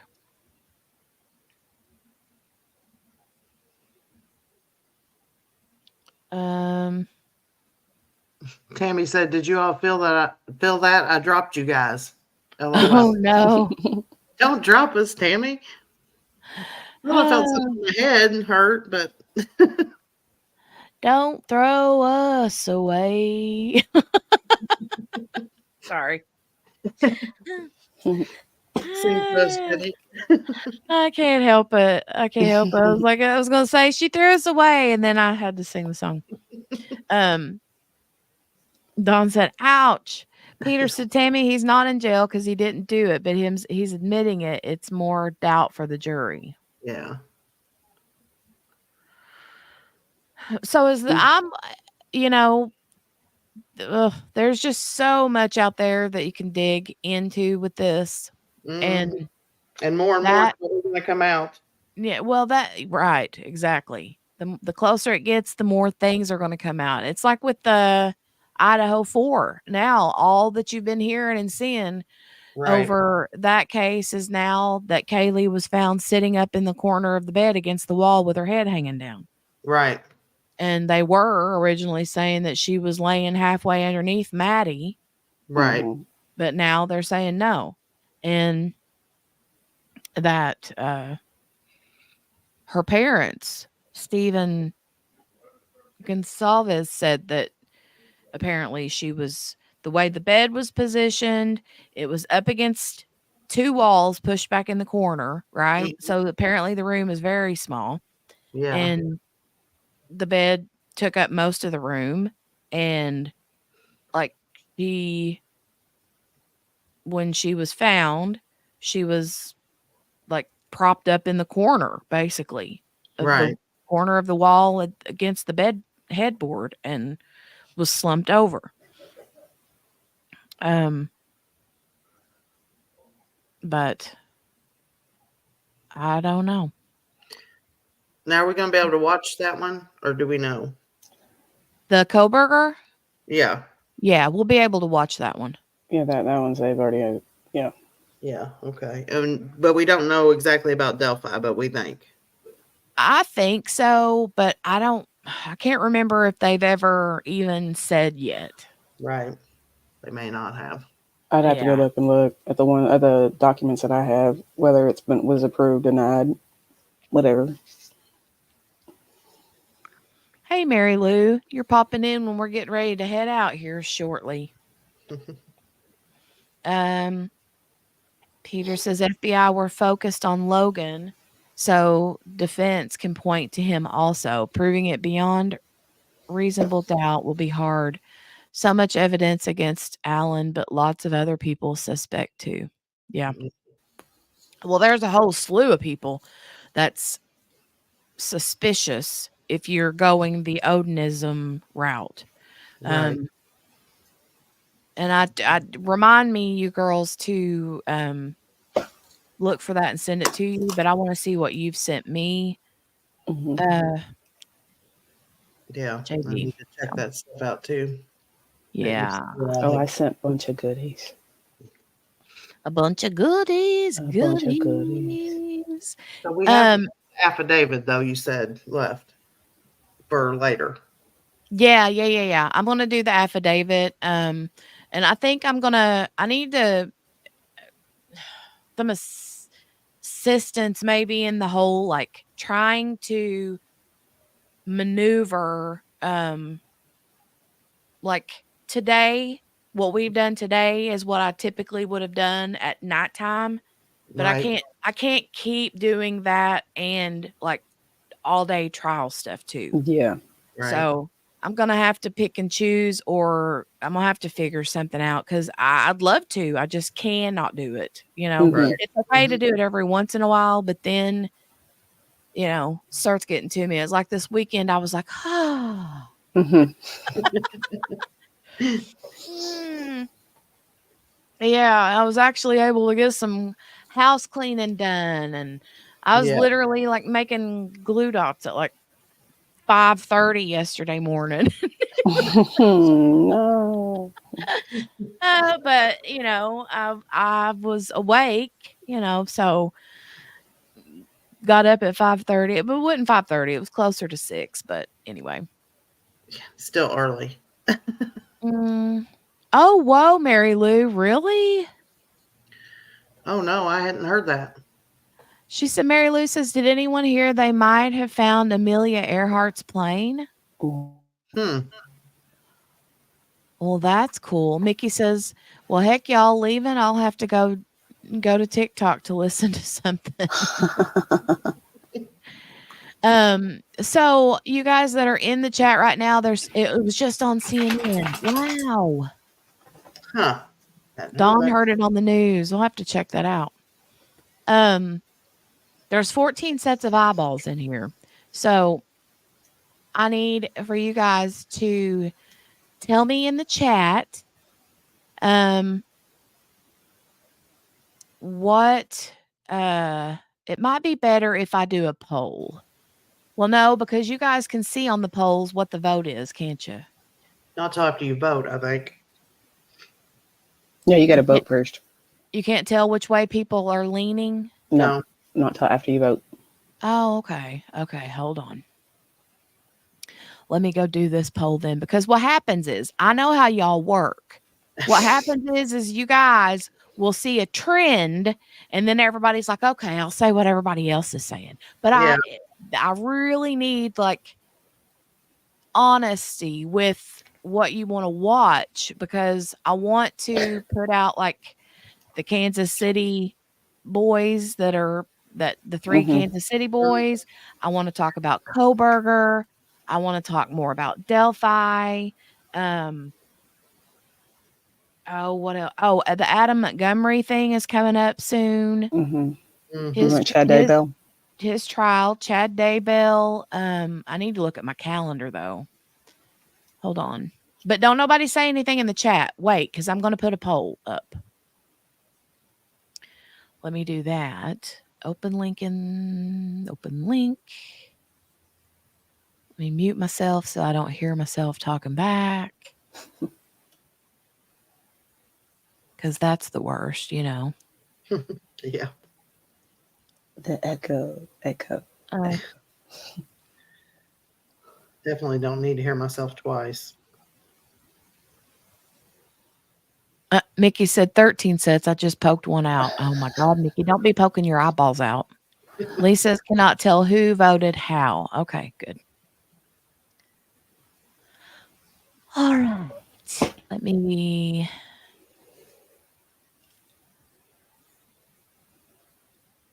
start a poll. Now, let me ask the question.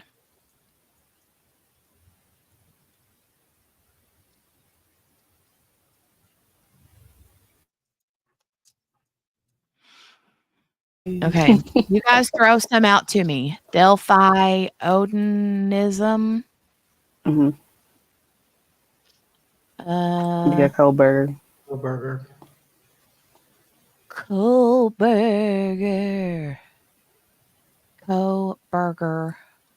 I'm going to put in here Idaho 4 just because that's what in parentheses.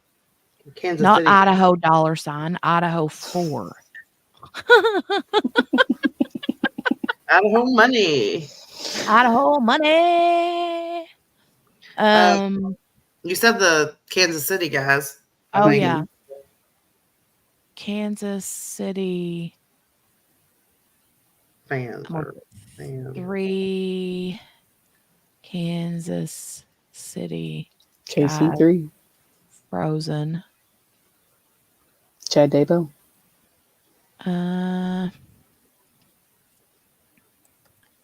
Daybell. Oh, is that only going to limit you to 4? Well, you suck, Cole. That doesn't sound right.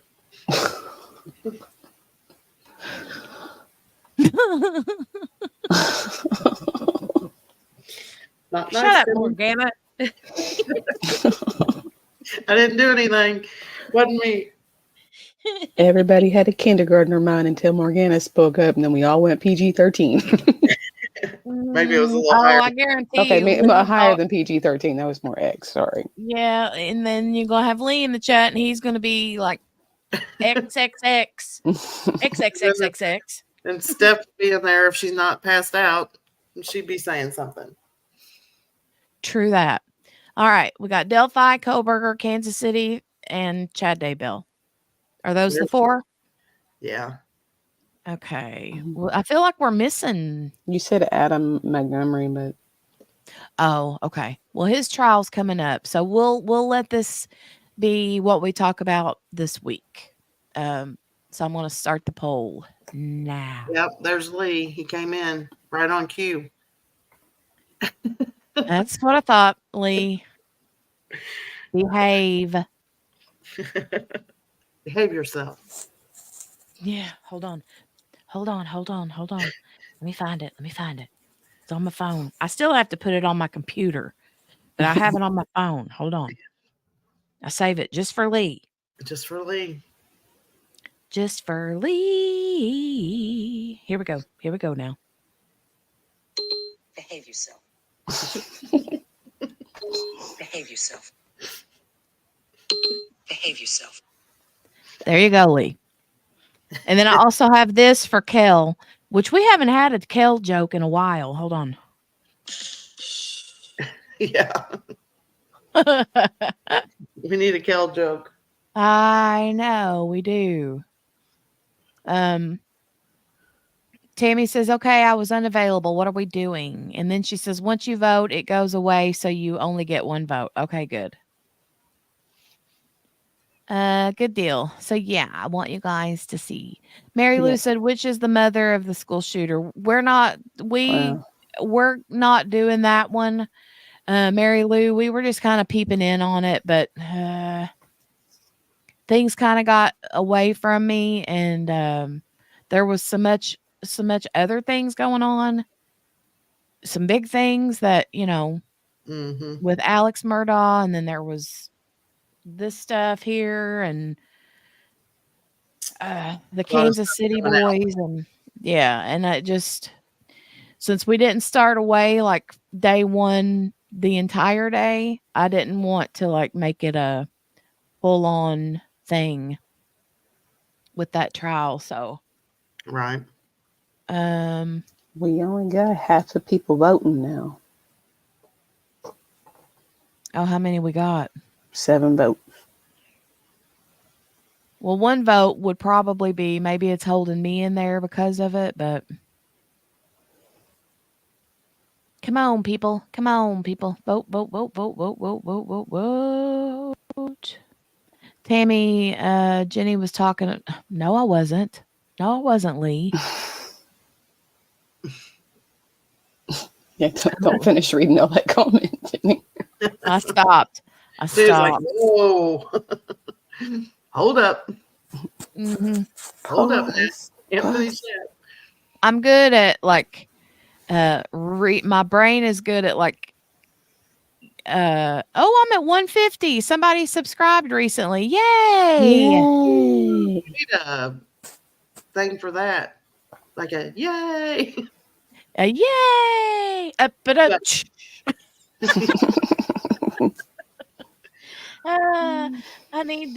need a little like audience clap or something. I don't know. Yeah. Now we got 10 votes. Nice. Yeah. You guys vote, vote, vote, vote, vote. Tammy says, but the Kohlberger don't start for 2 years. Oh, wait, where did it go? Kohlberger don't start for 2 years. So Adam and Casey boys are the 2 happening now. Well, but the trial won't start, but there's tons to talk about as far as Kohlberger goes. Lots to talk about. Yeah, I mean, you could talk about Kohlberger all day, every day. Mm-hmm. I could anyway, and this is stuff that I've heard over and over and over. But I'm telling you, sometimes you'll read things and you like hear it one way, but then when you know other things, and then you reread a document or a probable cause affidavit or whatever, then you're like, oh, wait a minute. You know what I mean? Yeah. Makes sense. Yeah. All right. You're at 11 votes now, Jenny. Yay. Okay. Let's see. How many people do we have in here? 13. Okay. I'm going to call it then. Lee says, put your fingerprint on the thumbs up button and your DNA on the subscription button with all the other evidence on the notification bell, proving Crime Cafe guilty of entertaining, informative content. Thank you, Lee. Thanks, Gail. Thanks, Dawn. Thanks, Tammy. And thank you, Morgana and JB. I appreciate it. Let's see. All right, I'm going to end. Oh, we're at 12 votes. 12 all right, votes. I'm ending the poll now. I'm going to count down from 5 all the way down to 0. So you got, if you're going to vote now or forever hold your peace. 5, 4, 3. I think there's only 2. 1. All right. It's over. 0. Okay. End poll. And the winner chicken dinner is Kohlberger. So we'll be chatting about Idaho 4. And then the next up is the Kansas City guys. Delphi and Chad are in the 3rd place, tied. Mm. So, let's see. Kohlberger. Yay. That means my stuff I sent you, Jenny, is going to help. Yay. Thank you. Thank you. Thank you. Thank you. Thank you. I've got some stuff I did want to share Kohlberger wise anyway. I want to go through my email real quick and make sure there was something. Let me run over there and look real quick because I feel like there was a couple things I had saved. One thing is a funny haha that I can share with you guys before we call it a day. I'll find like random reels and stuff on Instagram, and then I'll send it to my email so that I can share it with you guys because they make me happy. Yeah. But there's okay. So I have this really cool. There is a video that I found on Court TV that has another YouTube creator, and the YouTube creator, his name is Gray Hughes. I don't know if you guys have ever ran across him, but he's really big into like making like taking photo and video evidence, like say like footage from outside the grub truck or footage from around Linda Lane as far as Kohlberger stuff goes. And then he'll like modify it, like clean up the sound, clean up the static, clean up the like make images more clear. Right. And he's really good at like he literally took one whenever they were doing like all the big hubbub about the white Elantra.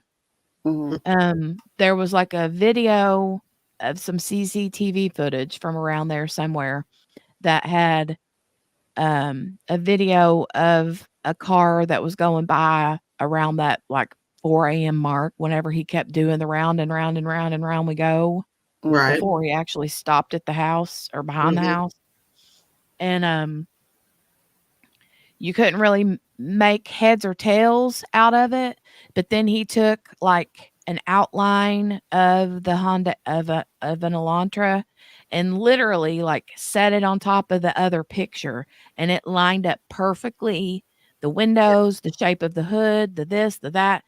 And I know it sounds kooky. It sounds like, oh, well, that could easily be like photoshopped or edited, but that's not what I'm talking. It's not what you think.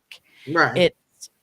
He's just got a lot of really good, I guess, like enhancement software for investigative things, and but Court TV had him on their channel a couple of days ago, and he did this like video timeline of when things were happening from the Linda Lane footage that he had. Right. And it was really interesting to watch. So I'd like to maybe share bits and parts of that with you all. Yeah. We can do that tomorrow, and then I'll look and see what else we got. But yeah, You're getting bunches of congrats in the chat, Jenny. Oh, thank you. Right. Gracie. Oh, hey, Gracie. Hey, Gracie. Let me find it. Thanks, Dawn. And Gail. Mary Lou said, I only know of the Kansas one. Grace says, good morning, everyone driving but listening. Congrats on on the 150, Jenny. Thank you, Grace. Thank you.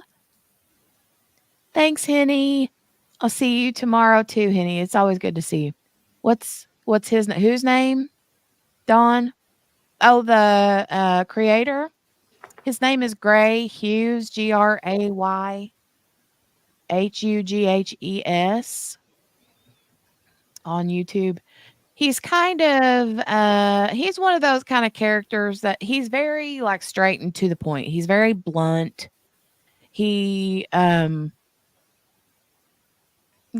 he's just got a kind of a different personality and a different kind of voice. He's kind of monotone, but he puts out really good content. Mhm. But anyway, yeah, he was on there and I really like him. I saw that he was saying you can see into the girls' room, so he was stalking out to see when their lights went out. Yeah. He was basically showing, from different angles and stuff. But let me share this with you and then we'll go. Let me open it real quick and then I'll share it with you guys. It's just a cute little funny haha.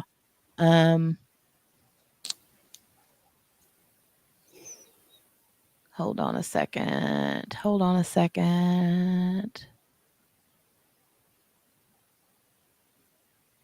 So, are you still Yeah. trying to figure out, Jenny, when you're going to do this or how that's going to work? Yeah, but I figured might talk with you and JB, Okay. like just in Messenger or whatever. Okay. Yeah. We'll chat about And it then. if there's other people in the chat who are like super into like the Koberger, the Idaho 4 case, if that's like something that you like really, really are interested in and like, just shoot me a message on Instagram and I'd love for other people to come up and chat about it too. Yeah. Let me share this tab. So I saw this. Have you guys seen this? No. I may have. Oh my gosh. So it's this chick, okay? Mm-hmm. And I'm gonna just make sure in case you got headphones or earbuds in that you kind of like beware in case it's super duper loud whenever I push play. Mm-hmm. But it says them music relieves stress and teaches children to focus. Me. And then she's doing this little thing here. But Mhm. watch. Here we go. I'm gonna hit unmute and here we go. Watch. This is so cute. When the night And has it's going to come pause again, and I'm gonna flip out. It did this to me the last time. and the land is Okay. Wait. Okay, hold on. I'm going to stop sharing. Okay. And then I'm going to do the thing like I have to do on my phone. And then what I'm going to do, because I do this at the house all the time, I'll be like, look, Dale, look at this. This is so funny. And I'll show it to him. And he's like, it starts and stops and starts and stops and Ugh. starts and stops. And Yeah, so I then hate what I have to do is I play it all the way through on mute. And then Mhm. usually when I go back and play it all the way through again, then it'll go. Right. But Mhm. it does not want to behave when I want to share it. And it makes me angry. Oh my gosh. Okay, I'm going to let it play here. Hold on a minute. And when it's done, then I'm going to share it with you guys. But it is so stinking funny. When I watched it, it was one of those, you know how you'll have the reels where you're like, yeah, that was cute. But then you have other reels where you literally watch it like 10 times in a row. Yeah, that's like that video or that one I sent you that I said I watch all the time. Yes. Oh my gosh, I laugh so hard every time with that one, and I've seen it a million times, but it just makes me crazy. It makes you happy, right? Yeah, I just laugh. Tears will be rolling down my face. That older guy kills me every time that water bottle hits him. I've seen that and I laughed so hard. And I showed it to Dale and it was one of those Dale was watching it and he's like, yeah, that's funny. I'm like, no, it's hilarious. Laugh right now because that's funny. It's hilarious. And he don't Okay. and he doesn't move or anything. It's like, He's fall just down asking the floor or for it. something. Right. I know. He's just asking for it. He's just saying I think he thinks he's moving, but he's not. Yeah. And he's like, oh, every time I'm like, stop it. Oh God. Okay. I'm gonna hit the. Okay, let's try this again, and it better work, or I'm gonna be so mad. when the night has And come look at this, you little piece of poop. and the land is dark and the moon Oh my God, I'm is so the sad. only light we'll see. When the night has come Let me let it play a couple times. But how funny is that? Seriously, she's That's using the good. and dang the on land cheese is grater. dark and the moon I think it's hilarious. is the That is only funny. light we'll see. And the faces that she makes kills Yeah. me. When the I night just don't understand why it won't stink and play. I'm so sad. has come It is funny though. I know it is. and the land is dark and the moon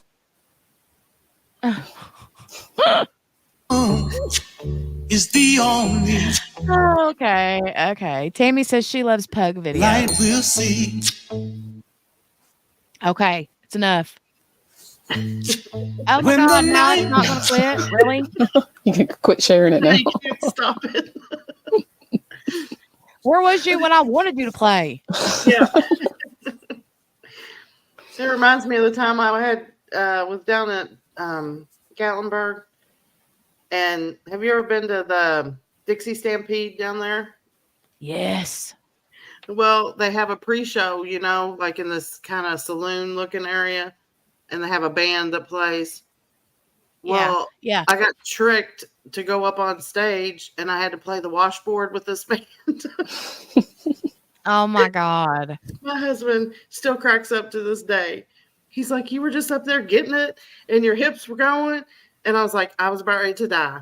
I could have crawled under the stage and out the door because I was about ready to die." And then so I got done, and I tried to get off the stage, and the guy's like, "You're really good. Do you dance too?" And I'm like, "Oh no, that's not happening." I said, "No, you're gonna find somebody else for that." That was so fun. We went to Dixie Stampede back. It's been a few years. Mickey, if you're still in the chat, when was it we went? And they had like you know how they always have the show and stuff. Well, we were worried because we had our oldest with us, but at the time he was maybe 10, 12 years old, something like that. And he has autism. And Right. we were worried about how it was going to be, like how he was going to do in there, because sometimes he struggles when there's too much noise, and sometimes he's Right. okay. You just never know. Right. And so 2015. Okay, so I'm trying to think. Hold on, let me do the math real quick. That was like 8 years ago. Mm-hmm. Okay, well then he would have been like 10. Yeah, he'd have been about 10, something like that. Anyway, he did way better than we thought that he would, right? And Uh-huh. he absolutely loved it. And like you were saying, how whenever you go, when you first get in there, you can get drinks, and like it's kind of like a show before the show, Right, like a pre-show, yeah. Yeah.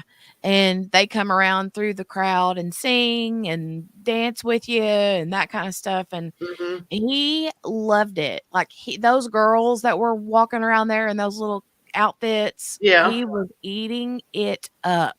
I bet. And they could tell that he was loving it, right? And so they were just super sweet with him. Yeah. But it was good. It was really good. It was hilarious and we had, because they got me up there with my daughter because she was little. And so they were wanting little kids to go up there. Well, then they wanted their parents to come, or a parent to come with them on the stage. And they did this whole thing with the little kids first, like showing them these little plastic animals and saying, "What sound does this animal make?" Well, they'd give them, like, hers was ostrich, Well, nobody knows what an ostrich sound is. So it was just funny. And they were like, well, what is this? And they showed it to her, and she was close to the mic, and she was like, ostrich. I was like, oh my gosh. So then they were like, oh, okay. They got done with that with the kids. And so I thought, well, we're just going off the stage. No, that's when they grabbed the parents and let the kids go on back to their other parent and had us play in the band. Oh, my Lord. But no, never again. You would do it again. You would do it again, and you would love it. Oh, I don't know. It wasn't good. I'm not that way. Well, but hey, that's all right. I mean, when you go somewhere like that, those people don't know who you are. Well, that's the only good thing. Look, Well, I mean, just unless wait. somebody's taking a video and then they post it and it goes viral. Look, just wait till you get a grandbaby, and you're like, do anything to make that grandbaby smile. Oh, true. Well, I don't know that that's going to happen because mine's like, I'm never having any. So, I never say never. Never say never. Oh my gosh. I mean, I have grandbabies because my husband had kids before. Mm-hmm. So when I got married to him, I was actually a grandma. Well, there you go. Let's see. Immediate. Yeah. What me and Morgana yesterday we were talking about what kind of bird is it that sticks their head in the sand? Is that an ostrich? That's not an ostrich though, is it? When you said ostrich, I was like, is that an ostrich that sticks their head in the sand? I thought that yesterday, but then I thought, no, maybe I don't want to say that. That maybe I'm wrong. I thought the same thing. I thought the exact same thing. I was like, is it an ostrich that does that? But I didn't say it out loud. Yeah. And now I don't even remember why we were saying anything about a bird that sticks its head in the sand. Look, I put what bird hides its, and the first thing that pops up on Google is head in the sand. Yeah. Mickey says it's ostrich, and Dawn says that's a myth. Oh, and wow. He says ostrich, and Tammy says yes, and Lee says yes, it's an ostrich. Okay, well then your gut instinct was right, and so was mine. But do you remember why we were even saying that or talking about something that puts their head in the sand? I've slept since then, Jenny. I don't remember. Me too. I don't remember. I know we were talking about it, but I can't remember why. Grace says it's an ostrich too, and Lee agrees it's a myth. Okay, well, I mean, I've never seen him do it. Oh, okay. Here it is. Google. Google's got the answer. Ostriches dig shallow holes in the sand to serve as nest for their eggs. The ostrich will use its beak several times a day to turn eggs in the nest, creating the illusion of burying its head in the sand. So they're not technically, but they're messing with their eggs. I got you. They're turning their babies. Yeah. Well, then maybe we should start a new trend and start calling it turtles that bury their head in the sand, because they do that too with their babies. Some of them, yeah. Yeah, some do. Huh. Ostrich.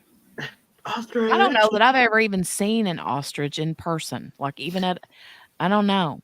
I have at the zoo, I think.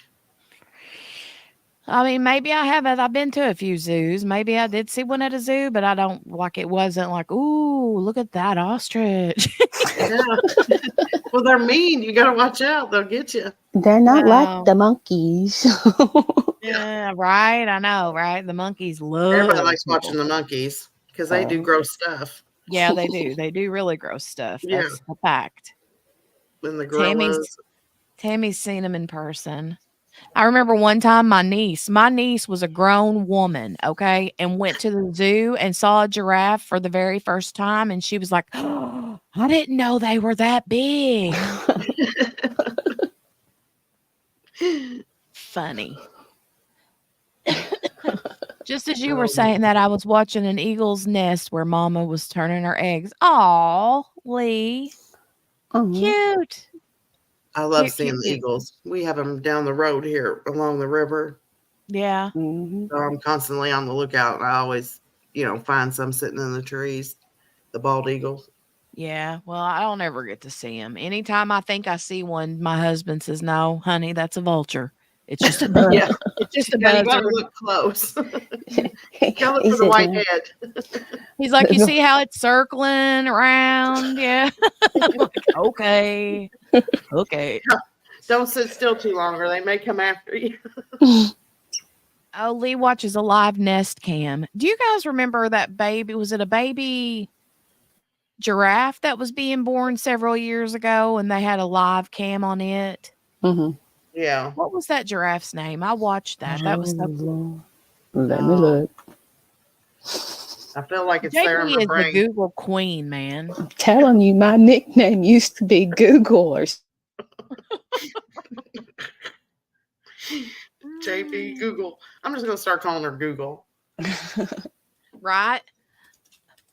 It makes me think of that commercial whenever the whole Hey Google thing came out years ago when you could buy those little machines and that woman that was like French or Italian or whatever, she was like, Hey Google. Oh my gosh. Friends of Big Bear Valley. Oh. Well, that's cool, Lee. Mm. Dawn says they always see bald eagles too. They're pretty. I love them. Oh, right, Billy. We have Billy said that they have eagles in a tree right out the family room. She worries about her fur baby. Well, We have big old owls that Mhm. fly up here close to the house from the wood line late at night. And we have little dogs, or we Yeah. had 2 little dogs. Now we have 1 little dog, but still, I'm You like, gotta there watch ain't no that. way they could take off with Poppy. And Dale's like, you'd be surprised at how big an animal an Mhm. owl can take off with. Yeah, that's what they say. I hear them out here at night talking to back and forth. You can hear them. I do that. I'll love it. be outside and I'll hear one and I'll say, hoo hoo. And then one will do that. Like like it's talking to me, Yeah. You It's gotta watch if crazy. they don't come after you. I know. They're Think it's a pretty mating though. call. They're so pretty, but it freaks me out because I've seen them fly in from the wood line up to the tree right next to the house. And it's like, Yeah. daggone. When you see one up close, they're way bigger than you think they are. Oh yeah, they are. Mm. And then we hear the coyotes out there, and that's eerie because We have the them whole too. pack of them gets going, and then it's like, oh my gosh, calm down. Yeah. So The coyotes are super loud and high pitched, and they like. Mhm. Did you find something? I did. Okay, Google. So the mama was April. She's was the mother, and she gave birth to a spotless giraffe named Kepke.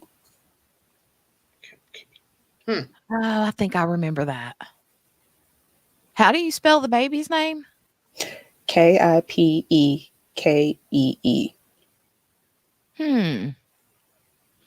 I don't think I remember the baby's name, but I do remember the giraffe, the April. I remember that name. Mm-hmm. Yeah. And I did watch it. You could see the live stream on like different places, and there was like bajillions of people on there watching all at the same time. Mm-hmm. Because those giraffes drop like 6 feet or something whenever they give birth. I mean, they drop the baby like 6 feet or whatever. Mm. And the lands, I was like, dang on. That's rough. They're so pretty though. Oh my goodness. I remember sitting up. I was like so late at night. I was like, oh, I'm so tired. But I was afraid. I'd already spent the big chunk of the day watching, and I was afraid as soon as I'd go to sleep, I'd miss it. Uh-huh. Want to see it live, right? Yes, I did. That was like history, man. Yeah. Well, you guys, I think we're done. Ready to call it a day. It's an early day for me, and I don't plan on going live tonight. So there's some stuff I gotta get done this week, and I'm gonna try maybe this week doing some just daytime streams like this, and then plan on doing I don't know, just switching things up. It's a new channel and different people like different things. And I'm still kind of trying to like feel my way through what what what I want to do. It's kind of the same way with Right. any other channel. Whenever you have like a crafty channel, you kind of like to see what it is people prefer to watch. Mm-hmm. That's what But you got to do. yeah. But thank you guys for joining, Morgana and JB. I can't believe you guys I love whenever you come. It's so much fun. Well, thanks for having us. Most definitely. Thanks for You're having us. welcome. You're welcome. And yeah, I can't wait to see what you've sent. So Yeah, I'm gonna check some of that out too. So, yeah, I think what I'll do is put in my AirPods and get some work done. Probably listen to some videos, diamond paint a little bit before yeah. Dale gets home, and then see you guys back tomorrow. So Yes, ma'am. Okay. Well, we'll talk in chat. I mean, Instagram and see what we're all doing right, for sure. But I all guess right, I'm gonna hop off here. all right. You guys have a good night. Bye, everybody. Bye, everybody. Bye, you Bye, guys. guys. Bye, everybody. Bye. Goodbye, Gail and Lee. Lee says real life comes first as well as the business, though. Yeah, I know. I know. Even if I'm not the most adult here. Well, I mean, you were giving Steph the what for the other day too. No diamond paint till the work is done, right? So yes, yes, yes. I got a lot of work done this morning, and goodness knows work is never done, right? So, but thanks, Tammy and Billy and Dawn, um, Gail, everybody that's been here today. I appreciate it. And Lee, you guys are awesome. Love, love, love y'all. Mickey Joe's, I don't know if she's still here. I think she is. All right. Um, One thing I'm going to say real quick before we close out, and I kind of wanted to save it for not the beginning of a video, but while I still have everybody's attention, if I have any praying people in the chat, I would love for you all to um, send Mickey and me and our family some prayers and some thoughts. um, we have an uncle, it was my mom's brother, who didn't find out until this week that he was battling some health issues. But anyway, he was taken off of life support yesterday or last night. So, yeah, it stinks. It stinks. But anyway, would appreciate your thoughts and prayers. And yeah, so his name is Paul. Paul. He has a big scraggly beard. All my life, I've always known him with this big, massive, burly beard and long hair, and yeah. So, um, thank you guys. I appreciate it. I do appreciate it. Thanks, Lee. Thanks, you guys. Thanks, Billy and Morgana. Uh, yeah, I know, Mickey. I said that they had taken him off life support, Mickey. Mickey's like, honey, he died. I know he did, Mickey. Oh, she kills me. Um, Thank you, Tammy. I appreciate it. Uh,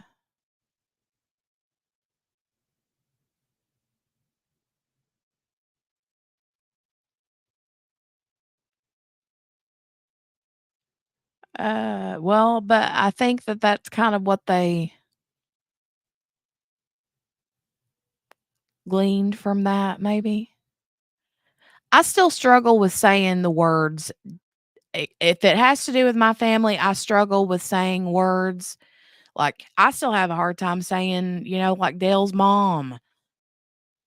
I can't hardly say died. I want to say uh passed away. Those kind of things. But whenever I'm talking about like true crime stuff, dead, dead, dead, right? But when it comes to family, I guess I struggle with that. But Mickey's like, ignore us. We're odd folks, right? Mickey's like trying to explain to me things. Technically, unless it is preceded by he has improved, taken off life support generally does mean passed. That's what I thought, Lee. That's where I was going with it. Um, yeah. Oh, thanks, Grace. I didn't know you were still in here. Grace, you're gonna have to come all the way over here and kick kick Mickey in the butt because she wears me out some days. You know that. You know that. Thank you, Dawn. We do laugh at the worst times. We do. We do. Um, stories. Lord, I was just saying the other day in here how we always have like that I don't know if you were in here or not, but I was literally saying how the other day, literally at the funeral home, we'll be laughing in a corner, not because it's a funny situation, right? It's just laugh at the most inopportune, most unnormal times. Tammy said, I have a sister. She wears me out. Oh, that just gave me life, Tammy. Thank you for that. Thank you for that. uh, hmm. Morgana said her family's the same. Oh my God. That is the way he would have been. We crack jokes at my dad's funeral, says Lee. I know. Mickey said, yeah, I got choked on a cough drop and almost lost my life in the middle of the funeral service. She did do that. She did do that. Literally, I was in another room, which the rooms are kind of connected, but we were at the funeral home and I could hear Mickey coughing in the other room. And I was like in the middle of a conversation and I'm like, hold on a minute, I'll be right back. My sister's in there about ready to keel over from a rigger. She calls them riggers when she starts coughing like a crazy person, right? And she said, yeah, I just walk up to her and I'm like, here. And she's like, thank you, I'm dying. And then continues to cough and about swallows the whole thing and chokes to death right in the middle of the nursing or the funeral home. So Lisa's sorrow is for the survivors and what they will be missing. Yep. I agree. Tammy says because we don't like to face hard times. That's a fact, Tammy. That's a fact. I believe that 100%. Morgana, yes. She calls them riggers, like rigor mortis. That's what she calls them is riggers. She kills me. Anyway, you guys, thanks so much. And Mickey, thank you for making it super awkward here at the end. I love you. Grandiose big. Okay. And thank you guys for the thoughts and prayers. I really do mean it. And I love you for it. Now, I'm going to go and I'm going to call my stinking rigger sister